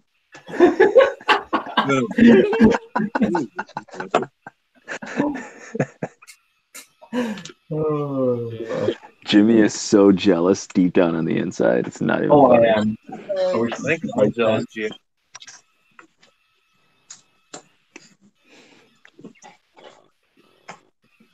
Wish I had a handy dandy super glue applicator. Whoa, handy what? Handy. Wish I had a handy? Handsy? Handsy. Like old Uncle Touchy. Handy. Handsy. Oh, so chat, what is happening? Not much. Yeah, what do you guys do? Sorry. What are you guys doing out there? What are everyone in the chat? What are you guys working on? Yeah, what do we got going on? Who's still with us? Do you know? There is 9 viewers. But it doesn't tell me who's watching.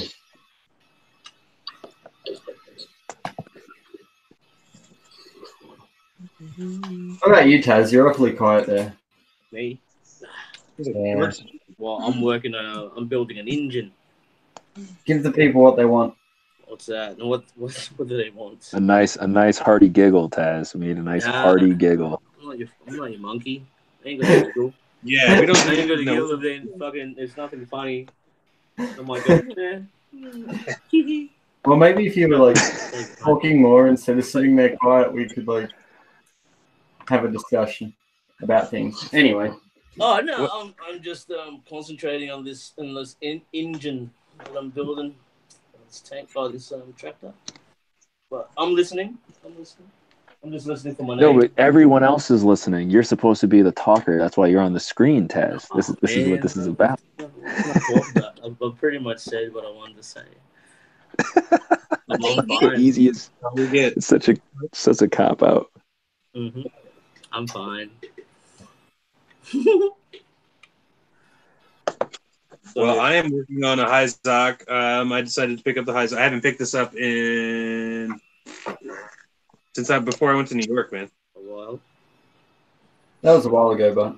So, I'm working on the Gabaldi. Are I'm you? glad you finally started like back up on that, man.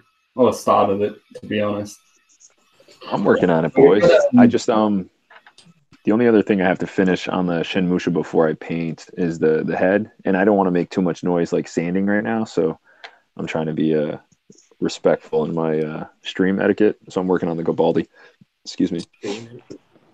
So we've got old mate George is apparently mesmerized. I can understand that 100%. Old mate Jesus is here. He's just playing WoW while watching the stream. That's a thing. Is WoW a thing still? It was like 20 years ago. Wow. Wow. Wow. I don't know. Maybe I was like 15. John Mega's still here. Gary's doing the old airbrush-ing, which is cool. What are you like a new airbrush, man? He's working on that Deep Striker, mate. The Deep Striker. Just so deep striking, mate. I'm gonna go get deep up in this shit. George, he likes his old kits, doesn't he? That's George's old school, yeah. That's old school Gunpla. Yeah, George is old school. Yeah. Yep. I've got Yeah, this old. Zolidio that started snapping, and that's from like '93. That's it. That Lydia, I saw that for sale somewhere. Yeah, no, it's fucking Seamline City, man. It's great. It's got like pretty much every fucking joint's got Seamline, so I kind of. I've been to Seamline City. I actually saw that I for do like the Geo. look of that kit, man. That kit looks so good. It looks like a gorilla, but I just put it away. I'll retouch it later.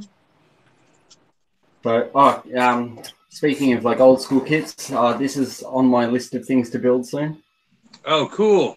So, like, forgot I had this in my backlog. I found it the other day. I half started it. The old Marisai. That's cool. What scale? It is animation scale models for you, 1:144 scale Z Gundam series number 12. Nice. Does it still have the super glue in the box? No, this is I thought I started on this. Obviously, I didn't. George showed me that GM Sniper custom he had, and it still had like the original super glue like in its little package. I thought that was so cool. I don't know where the instructions are though. They seem to. I'm missing a couple pieces, and the instructions are in here. Instructions aren't there? No instructions. I'm sure I can figure it out. It can't be too hard. But there's polycaps, so it can't be that old. Do they have the year on them? When they're this old? I don't know. I remember. I remember why I bought this kit. What's that? This kit was released the day, like month I was born. Nice. This one. It was released, July 1985. 85. Because I remember trying to find the kit that was the Gundam kit that was released my birth month and year, and this was the one. That is clever. That's pretty awesome. Yeah. What kit would that be? How do you find that out? I just did a search on the net for like kits release date, but aren't you older than Gundam, Shane? I am not. Well, you were 82. I was born in 82. I'm 82. Oh, really? You're only that much older. I thought you were way older than me. No, Taz He just looked it. Oh!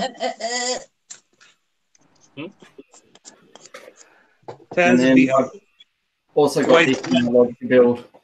That's why you raised the pale horse. I found this that I really am looking forward to making, like the old Musai. Should be an entertaining build as well. Like I at least started on this thing. That's cool. It's not bad. I should finish it. The old school kit I would really like to get is the Elmith. It's in one of my Amazon carts. It's been there for like 4 years. You know what I'm talking about, you guys? Nope. So you guys know who Lala Soon is? It Lala Soon? Yeah. So Lala Soon is a mobile armor she pilots. Oh yeah, I know the one. So they've only made that kit they've made it in three entities. They made it in a kit from it might be the 80s. What up, Tim? We have Child of Mecha being all like, look at me, I'm Tim, I'm old, and all these young kids back in my day. That was an incredible accent, Jimmy. That was pretty good, bro. That was pretty good. That was true. Back in my days. Back in my day, I'm my own whippersnappers. Nice. Yeah, I'd like that. So, and then there's the old school kit of that, and then there's the like an SD version. Yeah, so I recently discovered Ultimate Child of Mecha likes staying up late. Something about the nightlife and loving to boogie. He likes to boogie. He likes the boogie. He likes the boogie.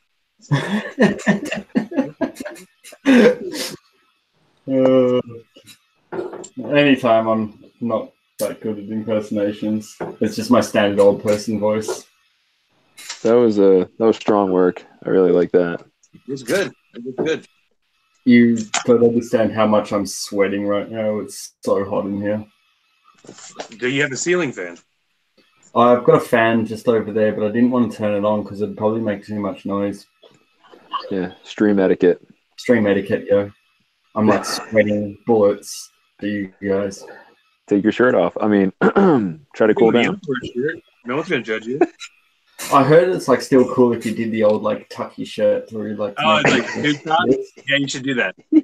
Sexy. He's doing the tube top. Now that's when you use the term sexy. Not See, for that's robot. when you were. That's when you used the word. How you doing, guys? Like the other day, I was sitting there like, no, it's so hot, so hot. We're gonna get reported now. My channel gets shut down for being inappropriate. When you post this video, that has to be the thumbnail. Millions of views. Millions and millions. Millions of reports. Yeah. Whatever happened to that stream? It used to be cool. Yeah, this one guy did something weird with his shirt. And... it used to be cool. Yeah, it is a bit warm. In it.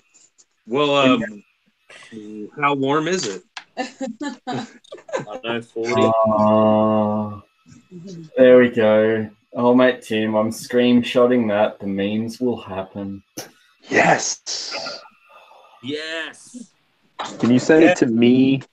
Actually, send it to me twice just to make sure I get that. Send it. Make it, and we'll put on a t-shirt. We got to put on a t-shirt. Not Jimmy the Nipple. Geo the heart. The I don't know what. Oh. Straight to the spank bank. Straight to the. No, G, I think it's James. Well, so what else is happening in Chatland? Well, they're being quiet today. Yes, Tiny pieces, man. Like, what the fuck? See, if we just like watch, we can go to Taz Cam, Rob Cam. Rob Cam? What's Rob doing? Don't go my cam. Ain't doing shit. Stretching. Taz, what are you reading in the chat on there? Sorry? You have a computer? You have a laptop over there on the side? I do. Ah, okay. I'm watching pornography. I was just asking. He's watching porn. He's watching porn. It's cool. You can do that. He's smart. Do it up. You guys are. There's nothing wrong with watching porn midstream. But you probably want to put it on mute because it might be a little bit weird if the sounds are like playing back during the porn. Yeah, that might be a little strange. During the Nah, nothing much is happening. I said, look at my engine.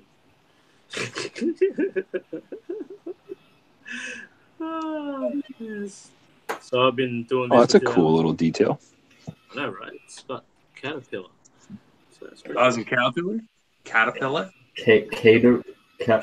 Caterpillar. See how it's got Caterpillar written on the side? Do they call them calipers in Was that English? Australia? Is there another name? Have a stroke when you're saying that. What do you say? Caterpillar? Caterpillar. Caterpillar? Caterpillar. Pillar. I had a little stroke there when I tried saying it the first time. I'm sorry.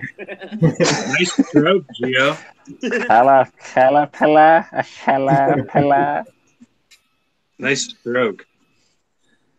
Thank you. You're welcome. That's how you do it, guys. That's how you do it. See, like, even Tim, the Taz giggle is so good. Everyone loves the Taz giggle. It's the best. It really is. Taz, are those new glasses, bro?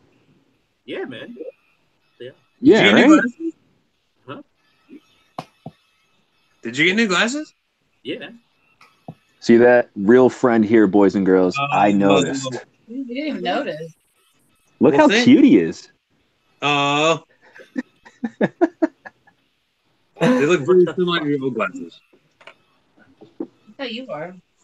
Yeah, I like certain styles of glasses. No, they're real glasses. They are.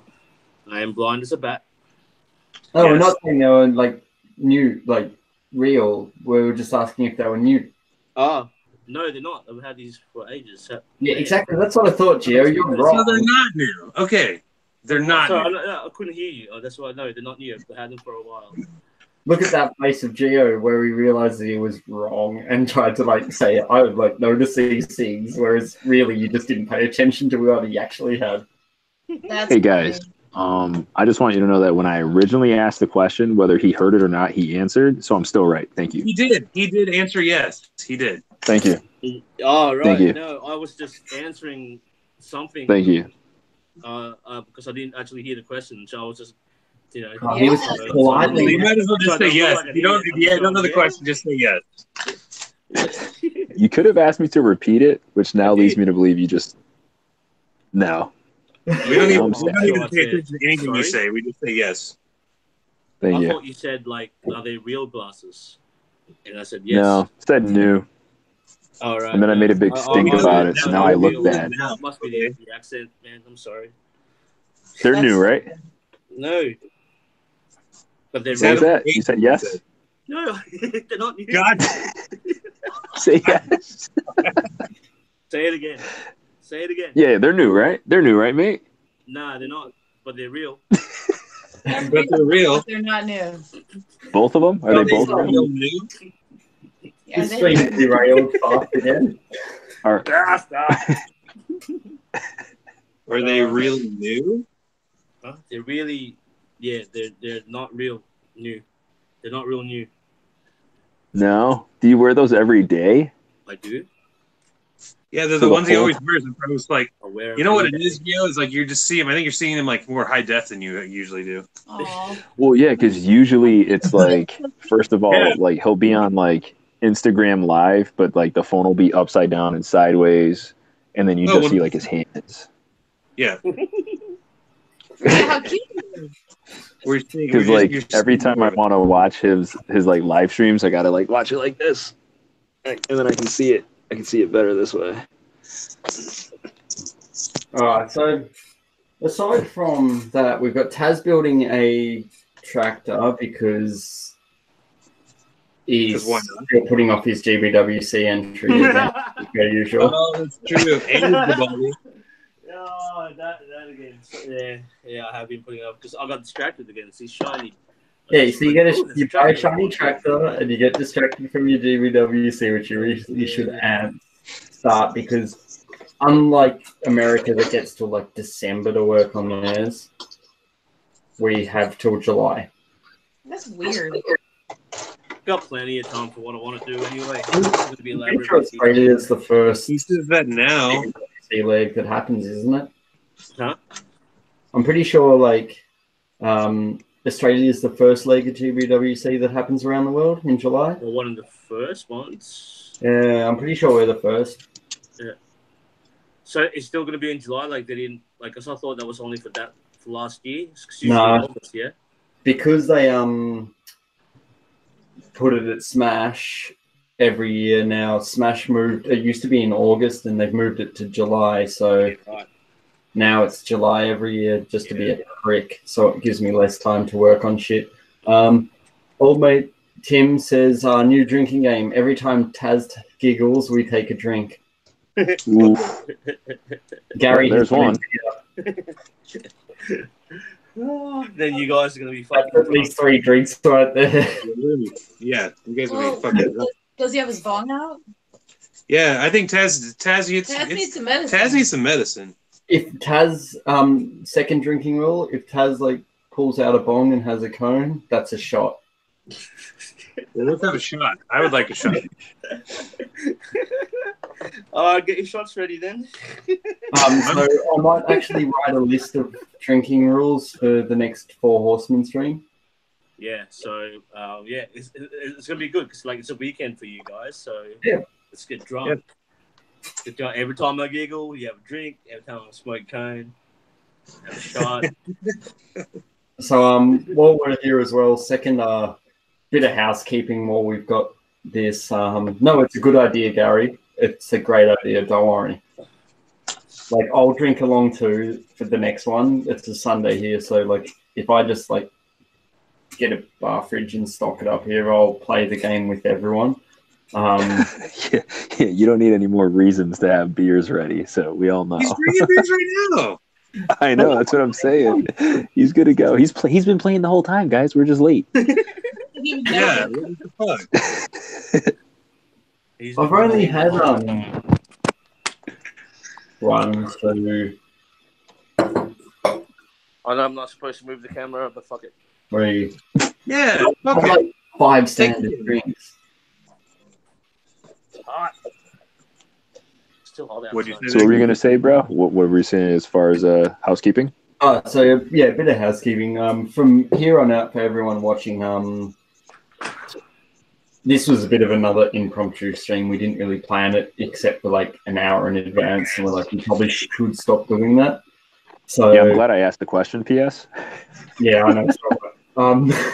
So we're gonna stop trying to do these impromptu streams and actually like say a week in advance we're going to do a stream, because one, it'll give us like a topic we can talk about. So like we did with planning a build, but this time we can actually do research and pretend we know what we're talking about.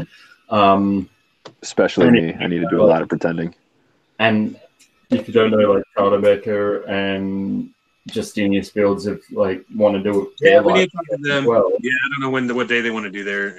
So pretty much when they say what day, or because I think they're doing it bi-weekly, so we're going to try to do ours the alternate weeks as well. Like, we don't want to do it every week because, I mean, between the 4 of us trying to get 4 people at once is next to impossible. And depending like what my schedule is and their schedule is, it's sort of on and off when we can. But we're going to try to say organize if we can do it a week in advance, so we can give everyone a week's notice and have a topic and research it.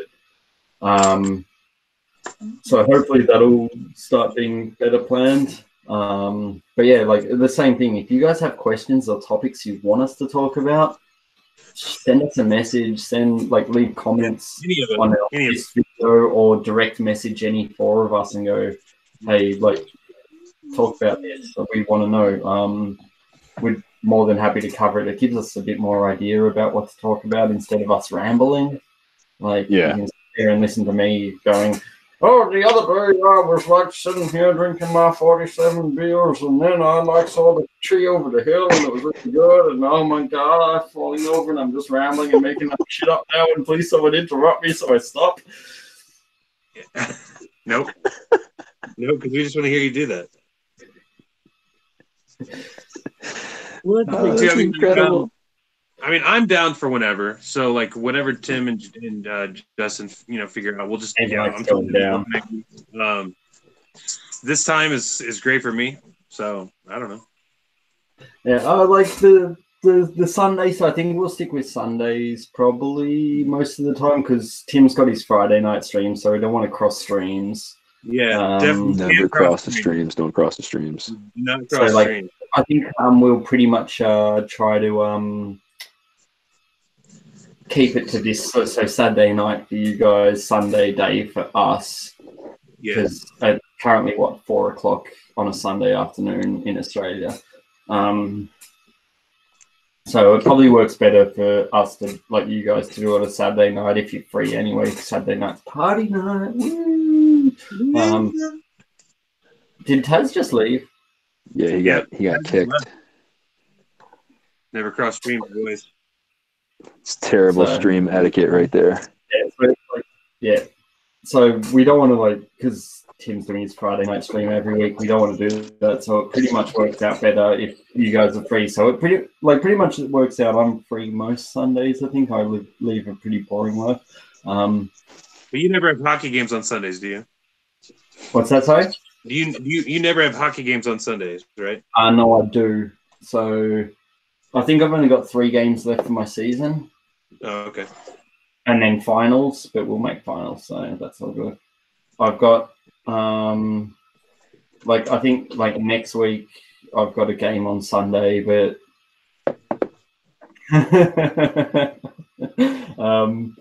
Apparently, I turned into Jed Clapper from the Beverly Hillbillies. Right there. Yep. Yeah, you do. But like, I've got a game next Sunday at 8 p.m. And then my other games like Monday nights and Tuesday nights. So yeah, I can keep doing Sunday day games anyway. Oh. Hey, he's back. I'm back. Yeah, I He's heard something happened to my phone and blew me out. It's all good, man. We're just talking about like trying to get a somewhat like it won't be a regular every second week schedule for us. It'll be a hey, you free, sweet. Let's plan it ahead in like a week in advance, and we'll let everyone know. We're just going to try to make sure we don't like cross over anyone else's streams because what's the point? We don't want to make you like choose who you watch. But your feedback is also important to us, though. Well, we like like, watching them, and like we wouldn't want to, What's that?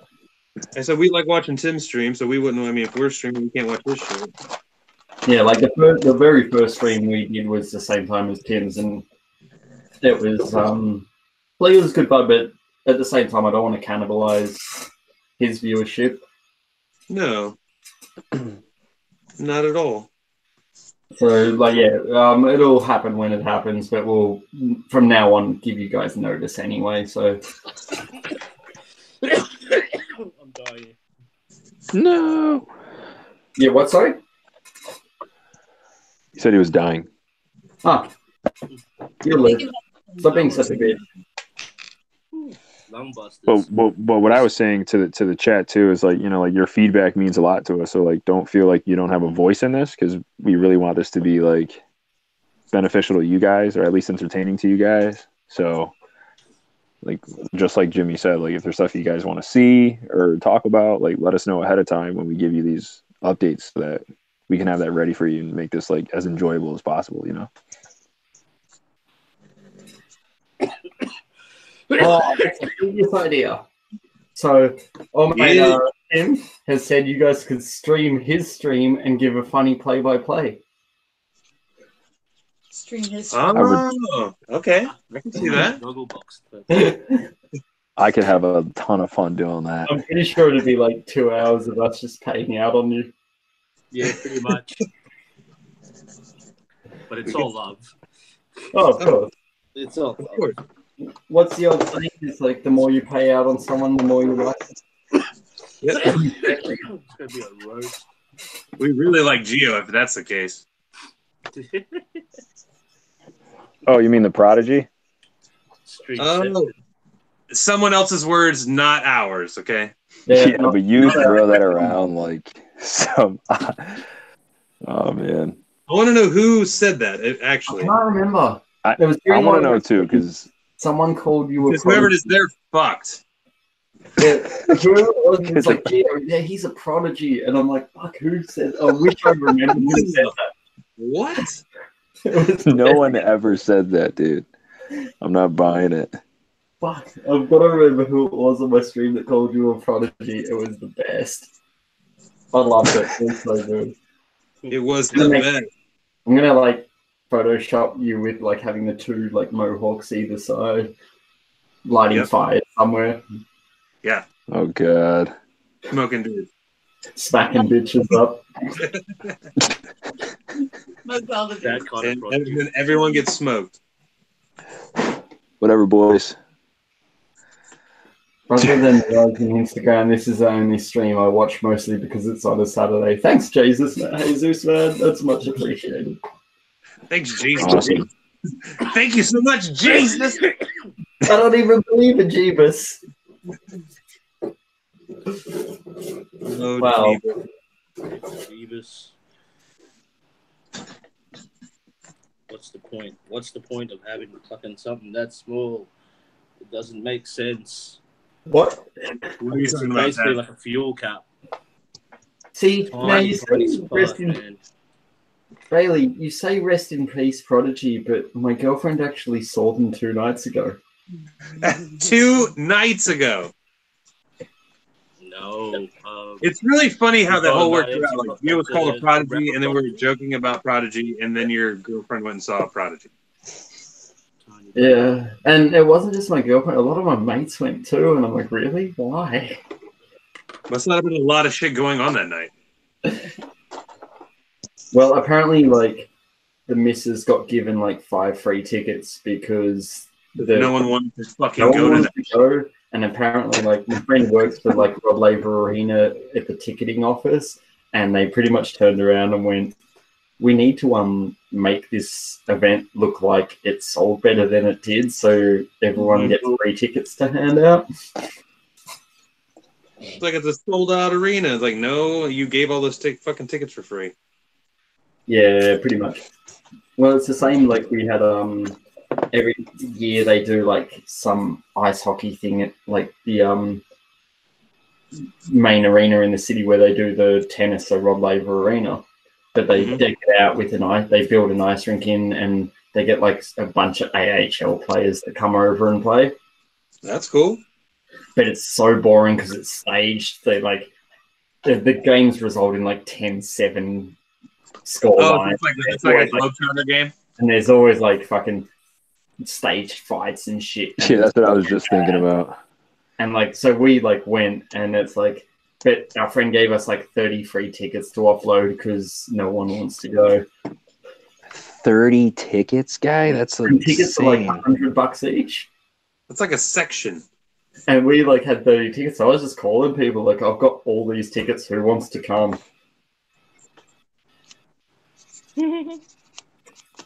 It's hilarious. Yeah, it sounds like a Globetrotter game. Yeah, pretty much. I'd see the Globetrotters, man. They're cool. That'd be fun though, wouldn't it? Yeah, that'd Do be the Harlem Globetrotters go to Australia? No, I don't think so. Have they? But they're the Globetrotters. So They should be trotting the Yeah, globe. shouldn't they be Probably. trotting across the globe? The problem is Doesn't calling trotting it like Globetrotter shitting? is it's the same as your fucking World Series baseball. World Series, it's America. Yeah, I understand. Well, it's a big part of the world, boys. Just letting you know. For your egocentric mother. Americans. World Manifest destiny. I don't know.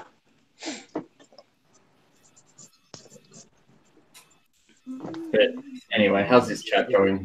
No one's caring. No one's caring anymore. We're sorry, guys. All right. What say you? I blame Taz. Well, I just put a nice camphor, whatever. It's called a chamfer, How do you mate. say it, Jane? Chamfer. There it is. On this armor bit. As you can What do see. you call it? A chamfer? Why chamfer? Isn't it CHAMFEER? Chamfer? Chamfer. Chamfer. Chamfer. DHAM? Cham? Sham? CHAM. Sham. Like champion? Ham. Cham? Ham. Camp? Shane, we're talking to guys that put the letter U in color. So I mean, let's. Oh, yeah. Why are we talking to them? What the fuck? Yeah, Color. It's color. color. Proper way to spell it. Yeah, but They you say still colour like aluminium. you like color. You don't have enough letters in that to make it correct. Like color. You need a U That's there it. to make like color. No, mate. Color. So there should be an A at the end as well. That's Color. cooler. Color. How do you spell jail? Kale? G-O-L. Jail. Jail. How do you spell How do you jail? spell it? How do you spell what? G-O-A-L. AIL. Jail. Jail. Gaol. G-A-O-L. Jail. Jail? Yeah. Negative. That's not the how you way spell to jail. jail. Is G-A-O-L. Joel? Joel? No, jail. G-A-O-L. Yeah. What are you talking about? Jail? What are you talking about, guy? Yeah, it's God. I'm starting another poll because this is an argument. Hey, guy. Jail. And Paul, Like you're incarcerated and you're going to jail. Mm-hmm. Jail. I Hey, can't Gio, how far are you on that? On what? On the Gabaldi. Arms?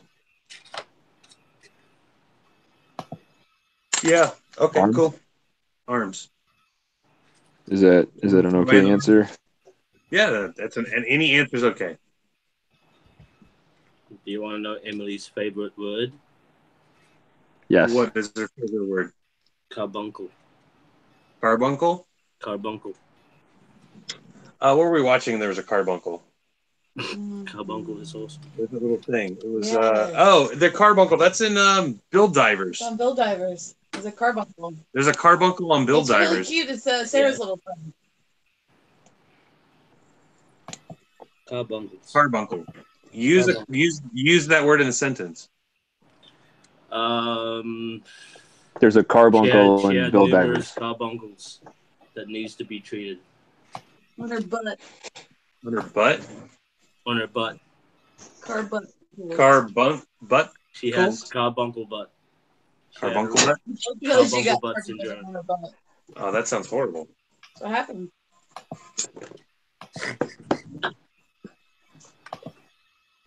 Carbuncle. Alright. There's tiny pieces to this, man. It's annoying. Like all those levers and shit looked crazy. Yeah. But it's the cleaning. Like, you got to cut them off and then clean it. And it's like, fucking, they're just so tiny. So I should wait. And see if there's photo etch parts for this parts. Or I should make it out of brass or something. It's like little tiny parts like this, man. Like, that's just a crank. Something. It's like, I'm not going to clean that. But I have to. And little fuel caps. Like, even the fuel caps. Sounds like Kazano Zaku trying. What does that mean? So the next straw poll is up. Let's see it. It's called jail. How do you spell what? Jail. Did the Aussies really spell it? No. Do you really spell it like that? Yeah. Yeah. So, like, if you go to the place that's like a jail, in like the county jail, it's spelled like that? Yeah. Oh, That's so completely What's wrong? How is there I don't wanna- jail? How is I there don't want to a get word into it on jail? stream, Jail. but I'm How is pretty there sure no- I know what I'm talking about. It's completely fucked. There's not enough Australians in this chat. What? Jail. Jail. Joy. Thank you. Jail. Thank you. Oh. I like how there's 4 people that don't know how to spell jail as it's written in the question. Oh, that's funny. Because it's in the question as Joyle. Hey, I see. Bang, now that you're in the chat, can you please go to that straw poll link a couple things and tell people how to spell jail properly? We just had another vote for our side. Yeah, we're It's still no going. contest. How are you pronouncing the word? Pronounce it. Jail. Where's the Jail. L? Jail. Joyle. If I go jail, well, yeah, okay. That's Gale. That's Gale. Hey, mate, show me your hands, mate. You're going to jail.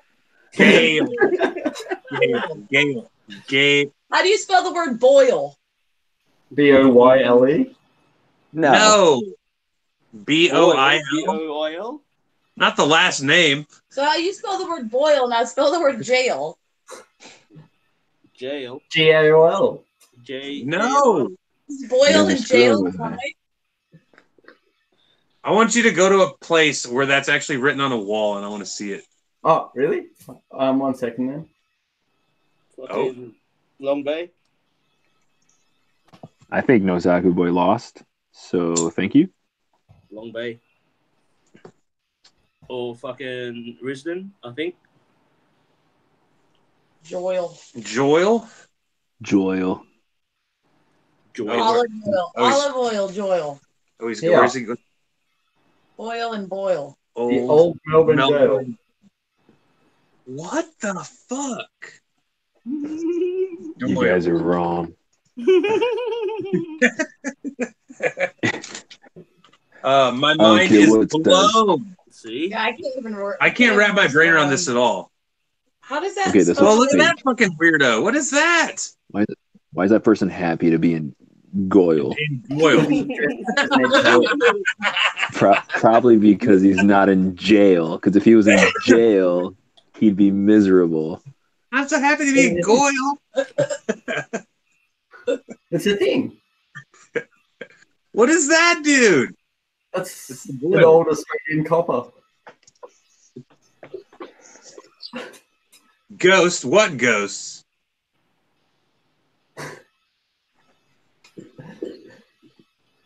It's probably Goyle. the guy who went to jail and they spelled it wrong and he had a heart attack and now he haunts the place trying to tell people how to properly spell jail. You spell the word jail. See, it's a thing. That's completely fucked. It's not a thing. You created that website. This is all premeditated. We need This is all further evidence. Nah, man. That's how we spell jail, dude. That's the proper way to spell jail. Nah, there's nothing proper about that. Yeah. It's old English. Ye old English way. Jail. Gale. Gaol. That word is Gaol. jail. It's Joel. It's Joel. That's just like someone Doyle. spelling goal that has dyslexia. His name is Joel. I'll put it this way: if you ever come to Australia and come to Melbourne, I'll take you for like tour of the old Melbourne jail. Yay! So And I'll Taz, make fun of it the whole fucking You time. call it a jail. Gary or has asked you to stop giggling because he's finished one bottle already. You and me both. No, Nah, keep going. no, everyone. That's the thing. If that's the drinking game rule, like everyone that comes here and plays that game is gonna get fucked. Here you go. Yeah. I don't know. Especially We're just hoping you have pre-drinks before you go out. Gaol. Before you go out, I'm going Cool. to bed after this shit. Gaol. It is rather late. Yeah. Gale. What Yeah. time is it right now over there?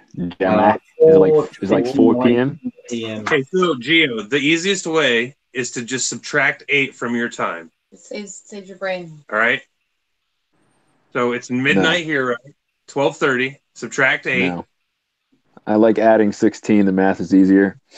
What? I'll I'll multiply 7. and then I'll carry the 1. And then That's cool. you square root it to the 3rd power. It's right about. It's almost 4:30, mate, over there right now, mate. Just about. Just Well, about. apparently it's only 9:30 in California. This is true. That's pretty cool. I forget, like, that's West Coast. Yep. Good job. You paid attention. You know your cardinal directions. Yeah, but I also know what like the world map looks like and where countries are in the world. Well, your world map and our world map look different. Yeah, because doesn't every country draw their country in the center of the world? Like, isn't that how that works? Now, course they we're at like the bottom, depending if where they've split the map in half, we're either like bottom left, right, or middle. Yeah, right in the bottom where you guys belong, like right over here. And USA is like right here. No. Yeah, but if you want to get into that, isn't Russia like this and the USA is like this? Oh, jeez. That is true.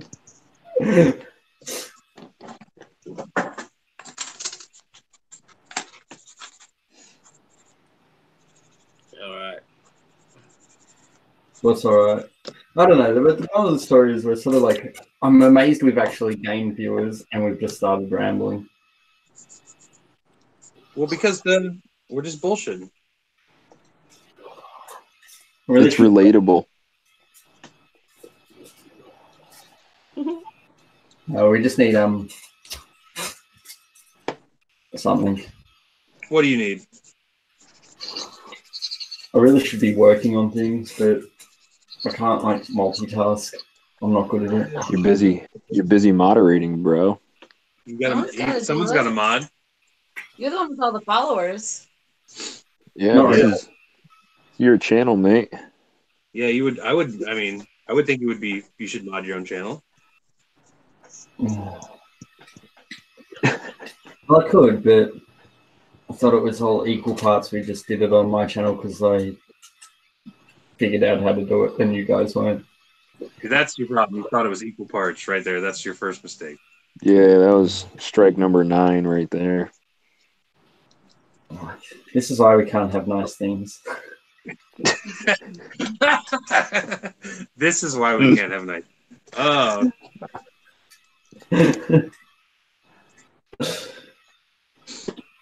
so yeah. Well, I'm just finishing up some details on this guy, and I need to do some work on the energy cables.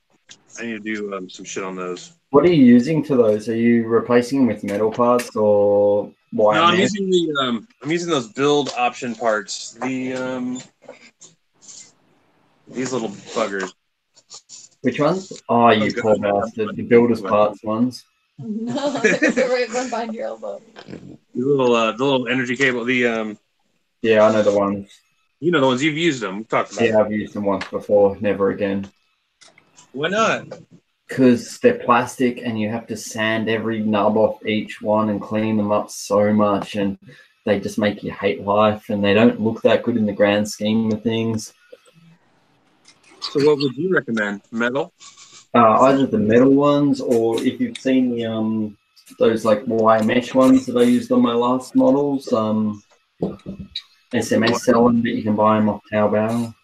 The wire mesh ones. Yeah, the mesh wire things. I've got some here. Somewhere.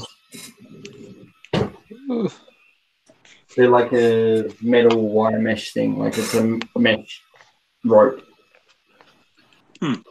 Like the wire covers? I'm gonna break it.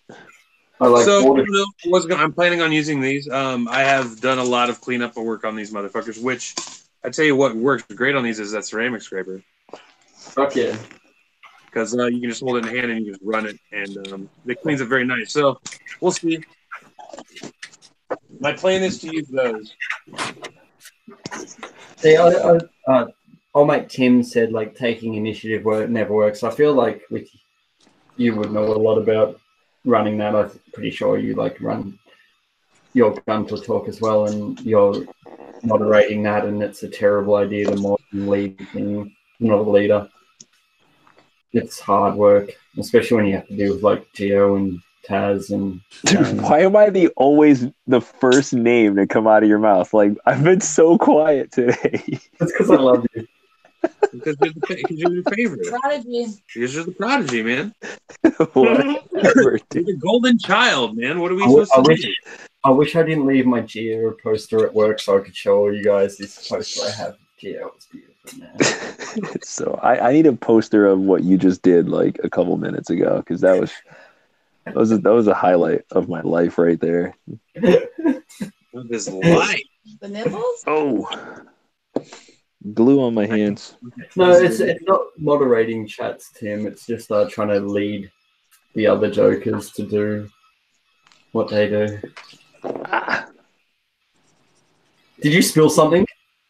Everyone, quick. Yeah, it's Super glue. My, You got super glue all over his fingers.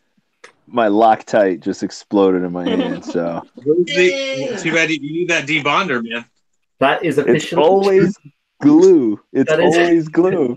two It's You've been a glued good something. stream, man.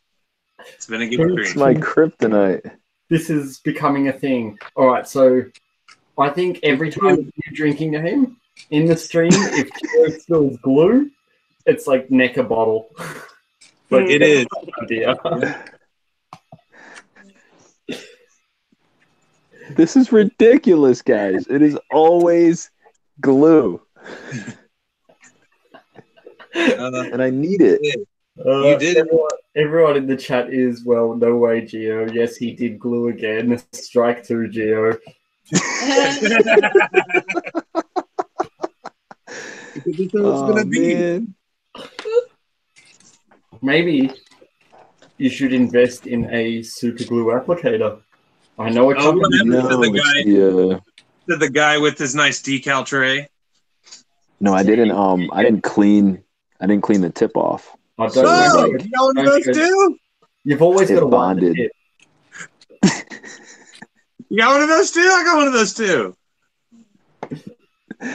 And I was just making fun of Shane the other day.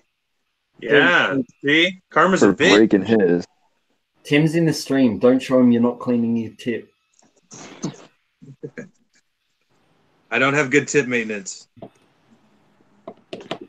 Dude, this went everywhere. Don't clean your tips, awesome. at least in section, guys. Hey, practice safe Gunpla, everyone. Yep. Wipe the tip. Wipe the tip. Every freaking time. All of the 2 times. I'm glad we ran later than usual, just so. Yeah, just for that. Just for that. Now we can end it. That's so good. All right, not for nothing, but acetone will take this off of my hands, right? Like, I thought Tim was all about cleaning his tip, but apparently he never cleans his tip. What's the opposite of not for nothing? Yes for everything? Yes. Not for nothing means that you get something out of, no matter, even so something bad happened out of it, he's going to get something good out of it. Yeah, I'm going to learn how to take CA glue off of my fingers. So not for nothing. If you want to learn how to remove it, just get a lighter and burn it off. Along with the... I'm just going to put the camera on you first. Do I have a lighter down here? Don't light your finger on fire. Shut up, Shade. You don't know me.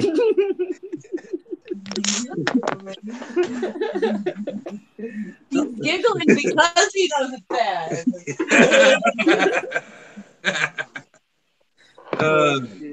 Dirty Tip Club.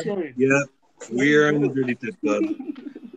Guys, it's not how often you fall. It's how often you get back up. All right? Acetone, some cotton swabs. Take the glue right off. Yeah. See, learning more. Look at that fucking like manicure fucking pack you have with like cotton tips and fucking buds and everything. That's like. Well, yeah. So I got this for $1, and I can use it for like panel line, like my washes and stuff like that. These are like hard tip, That's awesome. Q-tips, and then these are pads, and these are Look at that. That's really cool. That's a 3-in-1 pack. It's a 4-in-1. The 3 for. No, it's a 4-in-1, boys. Right? How's it 4-in-1 when it says 3-in-1 on the front? Listen, don't. I don't math well. Okay. The fourth is Geo. He is the 4th one. Well, there's 4 containers. That's what I meant. Like 4 chambers. Oh, okay. Oh, we're taking bets. For what? We'll just wait. Dollar says he tips the bottle over. Nice. Oh, shit. You're not supposed to say it till he puts the bottle away. We're running bets on that shit. I'm sorry. Sorry. Wait, who started that? Who in the chat? Who in the chat said that? Oh, mate, true. Thanks, Joel. It's true though, literally. All right. I didn't spill anything today. Today? Yes, you did. I didn't spill anything. Nothing spilled. It was spilled on your finger? It exploded in my hand. That's different. Explosions are different. All right. Get into the fluid dynamics of what happened here. Did the glue go anywhere other than where you wanted it? It went everywhere except where he wanted it to. That counts as a spill. That's what I'm saying. No, that does not count as a spill. Spill would be physically spilling something. Mate, you spilt it all over your hands. No, it exploded in my hands. He made a tomato, okay? If it exploded, it would have gone everywhere, including your hands. Explosion everywhere. Spilling. Oh no, I just spilt it in this one location. When you spilt your other glue, it was just spilt on your cutting mat. Oh, that's so funny. I love you guys. I don't like your attitude, Jimmy. All right, I don't like your attitude. I don't like your definition of words. I didn't create them. All right. Why don't you go to jail? All right. Why don't you go to Joel. Joel. But it's like, isn't that goat? Isn't it like goat? Joel. Isn't it? Joel rhymes with boil. Goyle. Goyle. Foil. Foil. Aluminium foil. Aluminium foil. Boil. Aluminium. Aluminium fail. Fail. Yeah, would you call that fail? Do you call a foil fail? What? Joel jail. What? I don't know. I'm not enjoying this. I'm not enjoying this at all. Hey, I got a question for you guys. Want to help me out? Sure. So on these, this color separation right here on this shoulder armor, these stripes. Yep. Yeah. Yeah. I was gonna describe all those lines. There, you can see there's notches right here too, right? Can you see that? No, You cannot see that.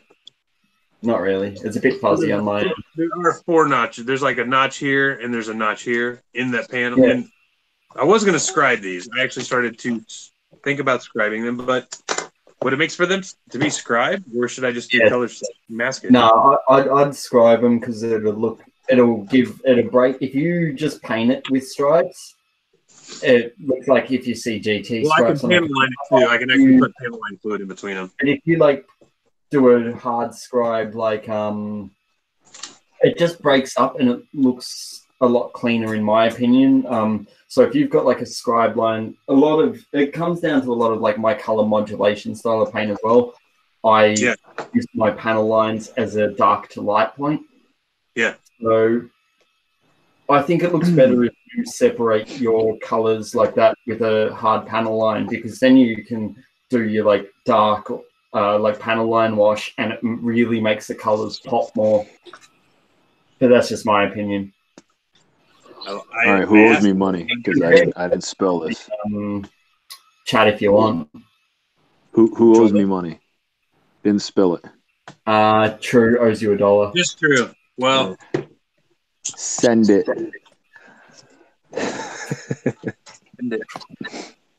I will ask the chat what they think then.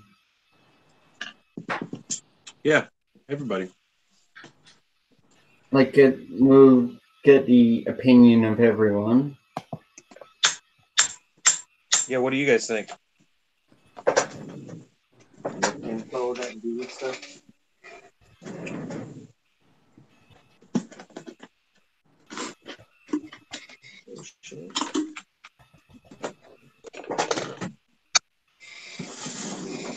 I got a Hey, you guys remember that time that the glue exploded in my hands?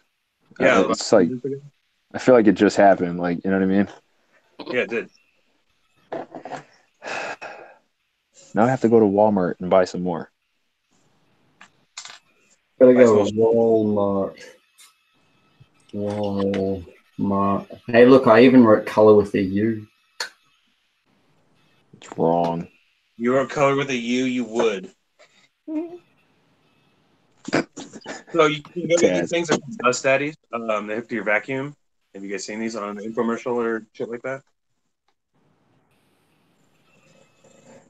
No? Yes? What's that? So it's a tube made up, you hook it to your vacuum, but then it has a bunch of little tubes.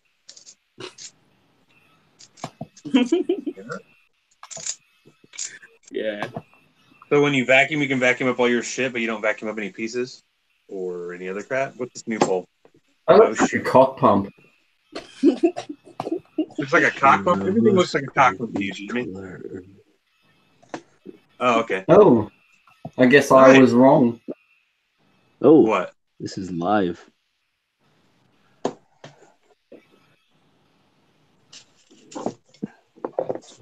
90 pieces. So we're at a 50-50 split on whether or not you should just mask and paint it or scribe and paint each one. No, we're not. Oh. Scribe. I'm thinking scribe, but my initial thoughts were scribe. So yeah, you get these on TV. Dust Daddy. Amazon, you can get them for like $5. But you hook it up to your vacuum, and you can vacuum up all your shit, and you won't suck up any pieces that are, bigger than that.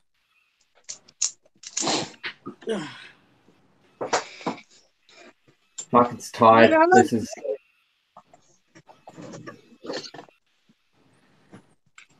So we've had 6. How many people are watching? We got like 8 people watching. So it's.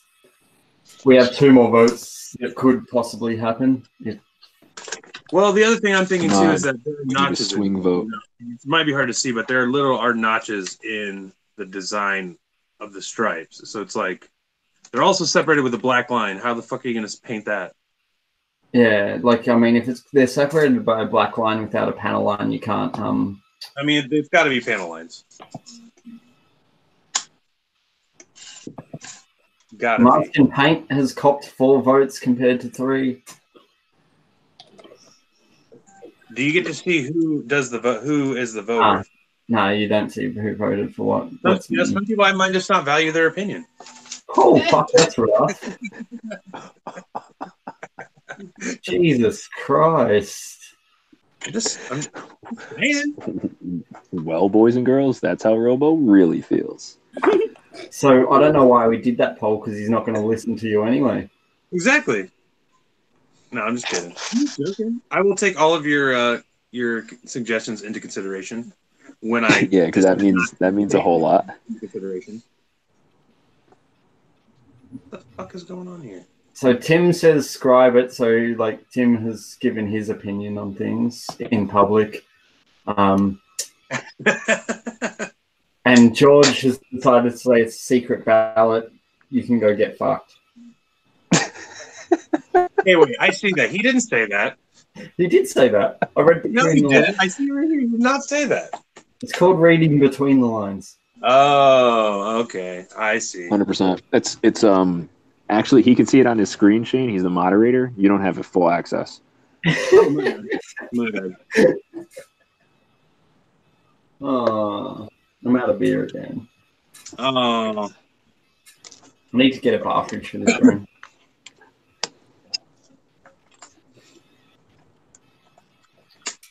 So anyway, enough of that.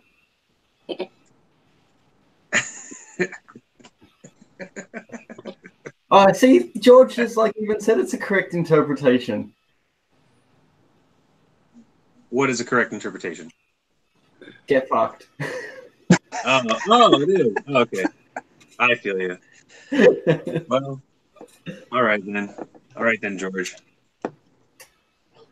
It's a hard life. It is. What time is it over there?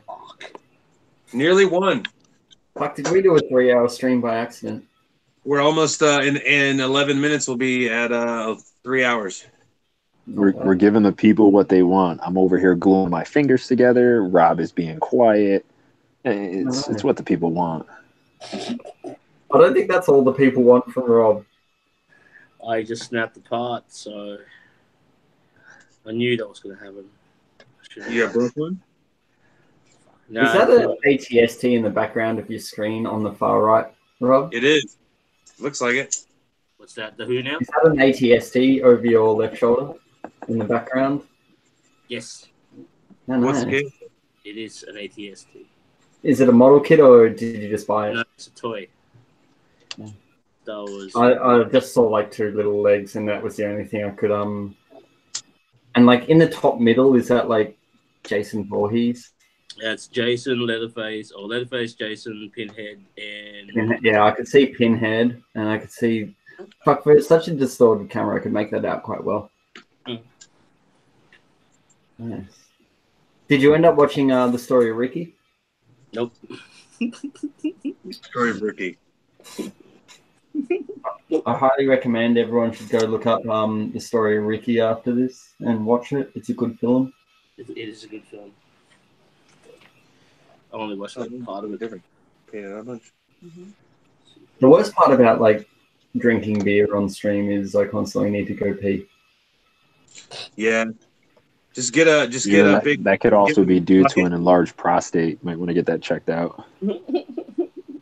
Really? Just letting you know. Can you come here? Can you come here? Can you give him an exam? I need a Geo exam. You might want my fingers to dry first. Yeah, that would. Yeah, Sure? yeah.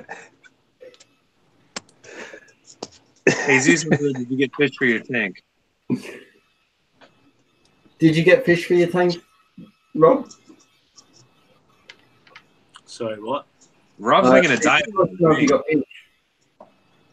Say that again. I can't hear you, man. Did you get? He's not listening. Did I get a tank? Yeah, like switches. No. Did you get any fish for your fish tank? Oh, sorry. For No. your aquarium? Nope. Are you going to put fish in there, or is that going to be a dio? I want a fish tank. Soon. Right, I'll be back in 1 sec. You guys like entertain the masses. Yeah, we're fine. We're fine. We can handle it. I hope so. Yeah, All right, let's talk junk about him since you just walked away. Yeah. I'm ready. Snap one piece, one part. So Gary asked what recommendations for removing paint on a model kit, either lacquer, enamel, or acrylics. I would say 91 proof isopropyl, just like Bailey just said. Yep, alcohol all day long.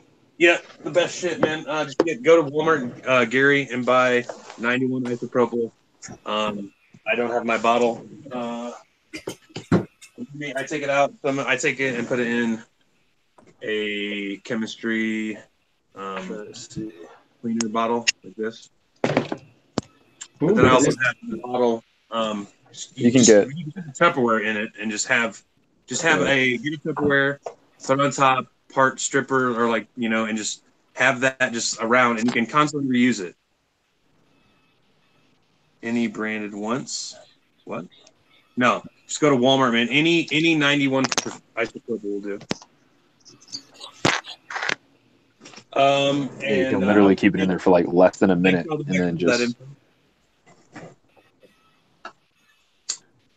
get like a bum toothbrush that you don't use anymore, and you're done, and you wipe off the paint. Yeah. It's good to just have now I just have a constant supply of alcohol at the house. So I buy 2 or 3 at a time.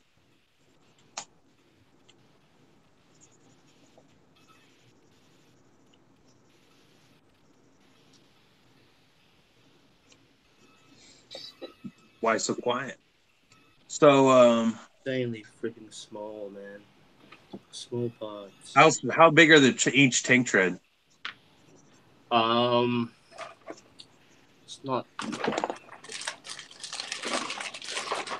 about that size.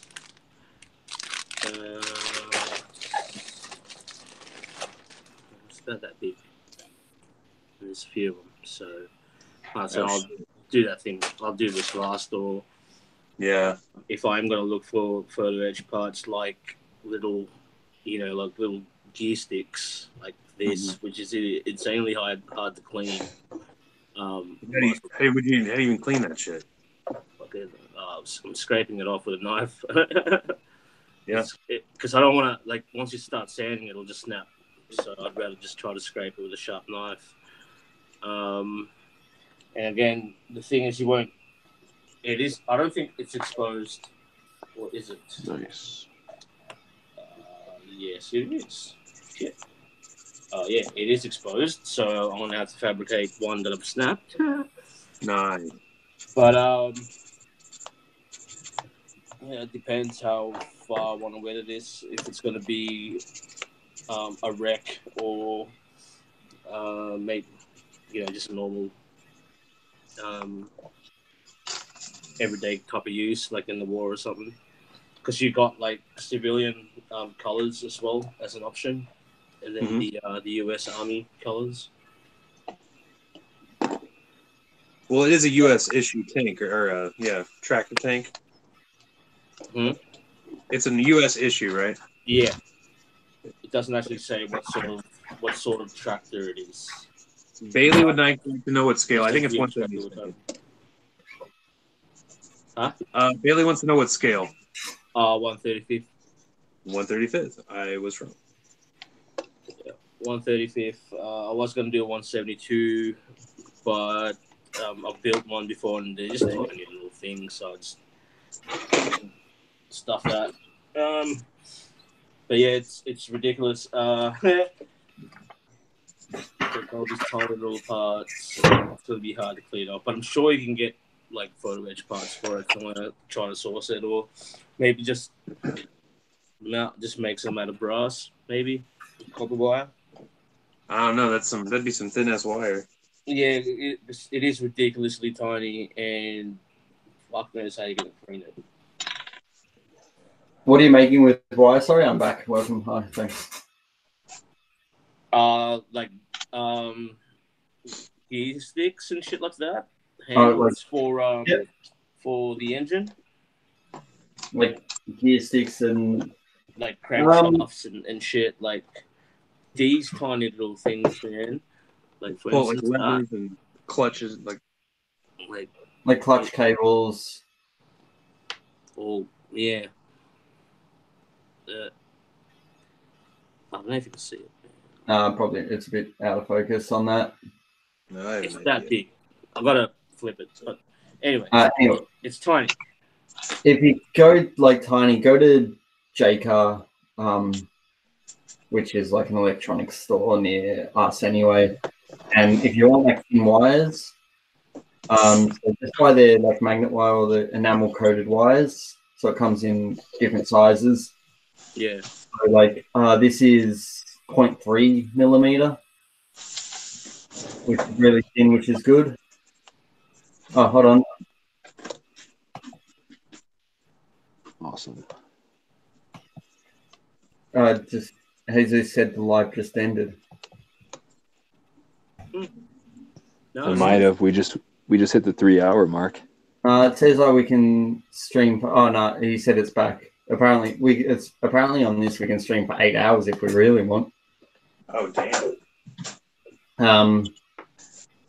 I mean, I've got to like go at some point, but anyway, as I was saying, this magnet wire is I've got like 0.3 and 0.6 of a millimeter.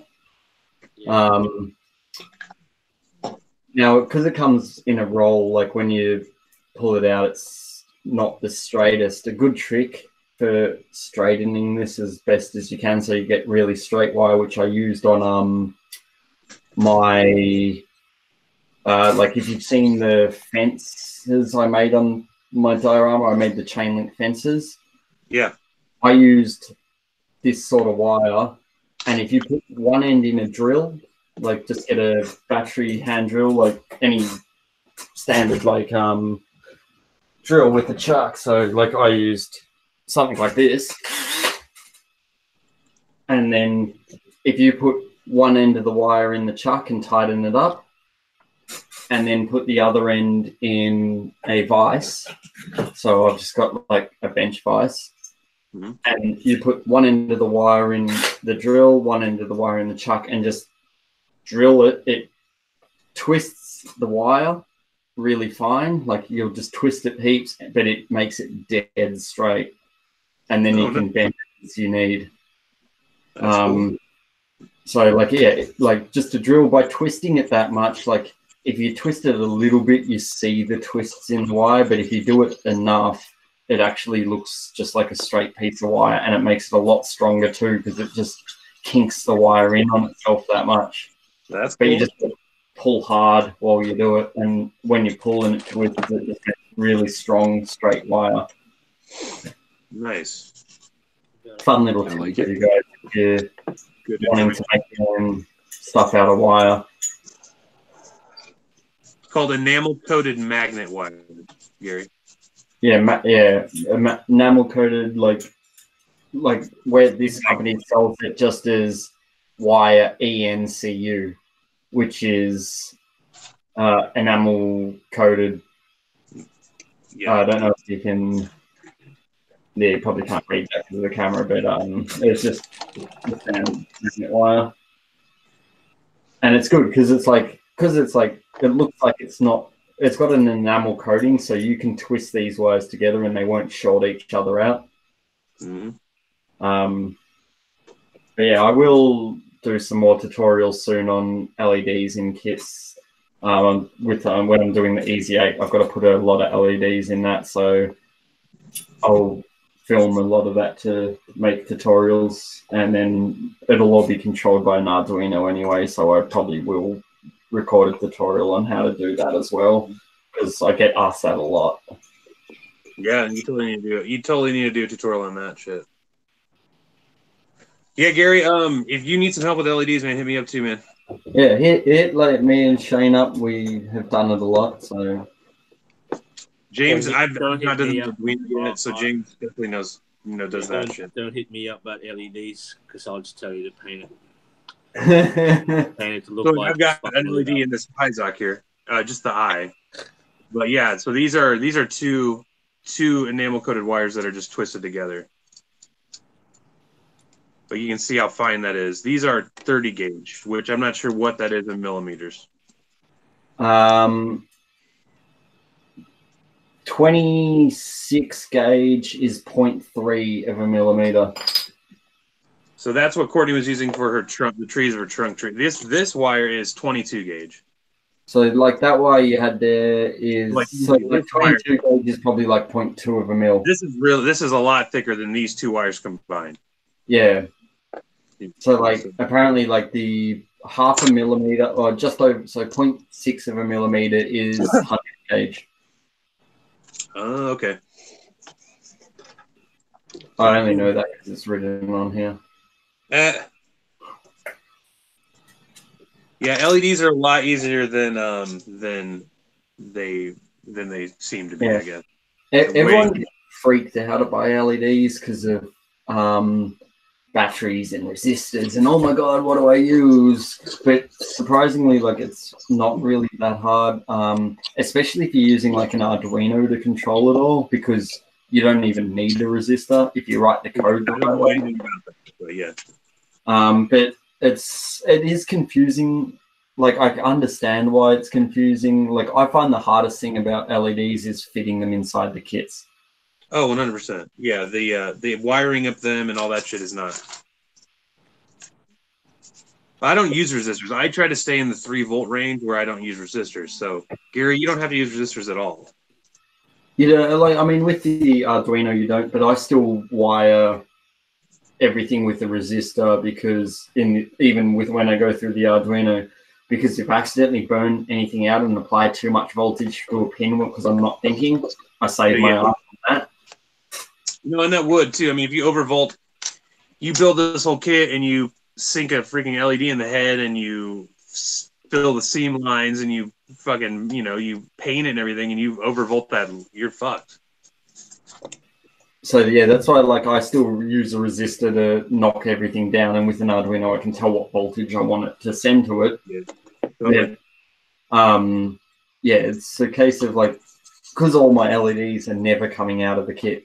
So if an LED dies in my diorama, that's it. It's dead, yeah. Oh yeah. In my GBWC entry, there was an red LED in the cockpit of the dot fighter, and that died. Because I don't know, either the wire broke or something went bad in it, but it's all sealed and I'm never pulling it apart to fix that. No, fuck no. So it's one LED, I got over it. Oh, yeah. And there goes another part. Oh, man. That shit's too small, man. Yep, that's gone. Okay, next. But for those of you who are wondering as well, LEDs I just like putting them in kits. It's a personal preference. It's cool. It's not doing me any favors in the long run. According to Kawaguchi, for GVWC, they don't. LEDs score you no less or no more points anyway. It's just a thing. So don't get too hung up on putting LEDs in kits. It's just I like doing it, so I do it. But yeah, it's not going to get you points. It's not going to lose your points. It's a thing. I think it adds to and going about full circle into what we were talking about. I think all of our builds are kind of realistic builds. So, I mean, when you see any of these suits in the man, in the anime, the eyes are glowing, right? Yeah, that's the other reason I do it. so with my GBWC build for the what do you call it, the Battle into Dimensions 8 MS team, Yeah. look at the anime. I've got so many screenshots of like the Goof Custom flying away with the boosters firing off and they're glowing bright blue. Yeah. So it's probably a bit hard to see in the photos or whatever I've done of my diorama. The boosters I had coming out the back of the Dot Fighter are glowing bright blue. Yeah. So I used product placement for Scott because fuck that guy. But anyway, so SMS make a UV reactive blue paint. Yeah. So I took this paint and like when you spray it, it just goes on clear. So in the boosters of the Dot Fighter, I put 2 UV LEDs in the boosters. And then the effect part, I sprayed the UV reactive blue paint over it. So as long as there's not direct light shining on the boosters, with this, the LEDs fire off and the thrusters glow bright blue and the effect parts glow bright blue and it looks awesome. So I'll be doing that pretty again. cool. So like Question this for is you. really cool effects paint to use for that shit. What size are your UV LEDs? I was using like 0.60 somethings in there. I bought a bunch of I think 805s. Yep. And they're not like they're bunk, man. Like they don't give me a UV reaction. Were they purple or UV? Well, they're labeled as UV, but they're just fucking purple, man. Yeah, because I've had a few that like I've bought that have been. You got to be careful with UV LEDs on eBay that you buy because a lot of them are just purple LEDs. So yeah, like I've bought a few and it's like it's UV, and then I've like used it and I'm like that's not UV. No. So another conceptual design, I had whatever. I want to put as many LEDs as I can fit in the inside of the Mega size. Yeah. Because the whole cycle frame's UV reactive, right? Yeah, exactly. So you could shine a light on it, but how cool would it be for that shit to be lit up from the inside? Yeah, exactly. Like, well, it's the same. I've got the perfect grade Banshee, and I mean, yes, I can buy the LED kit for it. I know they made one, but it's like $150 or some shit like that. Why would I spend that much money on some LEDs that I could wire up myself? Oh yeah, exactly. But like the Psycho frame in the PG Banshee is also UV reactive. Like, nice. And the best part about it, like, I'd probably spray this UV reactive blue all over that plastic anyway because it would make it glow a fuck ton more. Oh yeah, 100%. But yeah, like I bought a fuck ton of I still have them here. What color is what other colors do they have in that UV reactive paint? He's only got blue, unfortunately, at the moment, but I don't know what other colors. I've been on him to get more UV sort of reactive colors. I don't know if you can get any other pigments that glow anything other than blue. If I just hold it like this, like I'm trying to sell this mess, all right?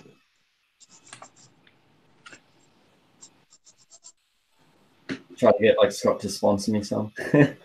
That would be awesome. But yeah, no, like that color is amazing for that sort of thing. Hey Jimmy, what do you think about those LEDs that are they run off of like a magnetic field? Have you seen those? I have seen them, and I'm very interested. And me too. Like I've seen that because it means you can just. It would make my life a lot easier. So like, because I've seen them, but every time I've seen them, they're on bases that are pretty small. I don't know if it's just like the technology is newer. I wouldn't say the technology is newer, but maybe for our application, like you think that's something that like we'll see in the near future where you can get a larger magnetic field? No, but the thing is, you only need a magnetic field this big because, say, for example, I've got this model, right, and it's flying above my diorama. So my diorama base is here, and this guy's up here, and I've got him like up here, and I don't really want to run wires and shit down but I want him lit up with all LEDs. So if I can, in the bottom of my diorama base, install that magnetic field before I build up my laser diorama, and then he's going here, I already know he's going here, and then I can just transmit the power from this point to this point. That's amazing. Yep. Yeah. Like, I mean, I've seen one, like, I know that technology, and it does excite me a lot. Well, yeah, because I'm just curious about that. I mean, we could like, what do you call it? We could backward engineer that shit. that's So, what I'm like, trying to say. Do you think that's something that's like in the near future that builders will start using? Like, I know they sell some, like Sam Decal selling like some LK hobby or something like that, but it's like an L shape, and anything within that base will glow. Like, is that something that you think you're capable of doing, or is that like tricky stuff? If I knew how the technology worked and I could get the shit to do it, yes. Yeah. But Yeah, like I've got to pretty much buy what they're using and then reverse engineer it to see how it is made. And then I could probably figure it out from there. But it all depends. Like, they could have like LEDs that need like they've got like, say, a Wi-Fi chip so they can receive the signal or some shit. I don't know how the fuck that works. Yeah, I mean, because that stuff is cool, man. Like, there's the opportunity to just glue a piece and then you're done. You know what I mean? And you just have it on that. Like, I don't have to run 1,000 fucking LEDs through, 1,000 wires through my kits. Yeah. Like, you know how I light up beam sabers and I've got to run the wire from the beam saber through the hand, through the thing, through into the chest, back down and out. Whereas I could just glue that LED in the beam saber and seal it up, call it done. Fuck yeah. Yeah, that's pretty cool. I would like to see like how far that technology goes. You know what I mean? And how accessible it'll be. I mean, it's just like charging your cell phone. So, I mean, it's basically it's like... Yeah. It's too cool. I mean, it's just so you just gotta figure what's on the back of that LED, really, and then you can make a coil of you just coil that wire on under anything. It's just what's behind that single LED. Well, yeah, like as you say, it's probably the same as your wireless charging on the phone. It's the phone's got to have a receiver that goes, hold on, there's like power coming through the air. One time, Courtney's cell phone, her old cell phone, the charger broke. But I could buy an inductive charger to add to her phone that would make it wireless charging, right? So what I bought literally was a piece of plastic. It was like two thin pieces of plastic, and inside that piece of plastic was just a coiled up copper wire. And then I put that under her battery pack, and it was just on it. It just contacted two leads on the inside of her battery case on her phone. Wow. So it was literally a coil of wire. And then I just held it over another coil of wire and the charge packs. Fuck, that's crazy. So the thing is, I'm thinking that just behind those LEDs, I've seen them, they're little cubes, right? When the LEDs inside that, I'm guessing behind that, they just have it's like a micro coil of copper wire. I'm guessing you would need a lot of voltage, right? To drive an LED. So the LED, the wire probably doesn't have to be that big. Yeah, no, you only want like 3 volt. Exactly. So basically what I think, we could even try this. You could just get a charging base for a cell phone and just start wiring up fucking coils of copper wires to the ends of LEDs and see what happens. Fuck, that'd be cool. Yeah. That's interesting as fuck. I don't think you can, I don't know if you can, I don't know if it's magnet wire or what. I just know those wires are it's super thin. It's like super thin copper wire. What's funny is like Courtney's phone is like, we don't use that phone anymore, so I should just take that thing apart and take all the wire out of it. No, that'd be really interesting if you could, because like the amount of times like I've kept wanting to buy, if you've seen those like floating Death Stars over a base. Yeah. The magnet, the electromagnet field. You got the coil pack, because I looked at doing that a lot. I mean, for Gunpla, it wouldn't work that well. No, it could, but yeah. But I wanted it more for like space ship models or anything that flies. Yeah. So like I did the Black Tiger from Space Battleship Yamato.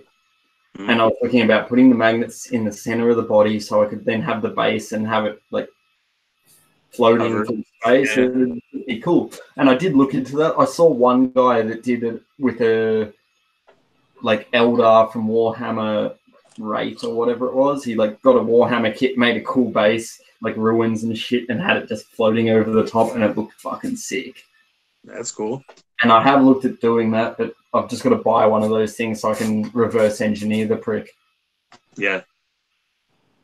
So really, we just need to get one of those. We just need to get one of the kits that has the lights already made up, and just take one of those lights apart and see what's behind that little cube. Pretty much, yeah. I mean, that's the other thing when it comes to planning, like buying stuff that you want to sort of mimic and reverse engineering shit. Just a thought though too is like, so you could run all your wires down and you could have just one foot that has the coil in it, right? So you could basically take the flattest part of a foot and wrap a bunch of coils in it. So then you could literally have your the you know, in the base that generates the field could be the size of a quarter, man. You know, I mean, it could just, you wouldn't even need that much of a base. But my issue is if you're doing that, you're still running all the wires through the whole kit. Very true. Whereas why wouldn't I just put a plug on the bottom of the foot and a plug in my base, so when I put it down on top of the base, it plugs in? I feel you. Because, I mean, that's why, like, as I was saying before to other people, I use the IC sockets. Yeah. And if I want to make a kit removable, I just put a couple of these per wire. So if I've got like 10 LEDs, I've got 10 sets of these running down the foot. And then in my diorama base, I have 10 sets that then it plugs into in the foot. Boys, I think I'm going to get going. I'm getting a lot of messages. I got to... Yeah, it is running a bit late, eh? Yeah, this was a lot of fun, guys.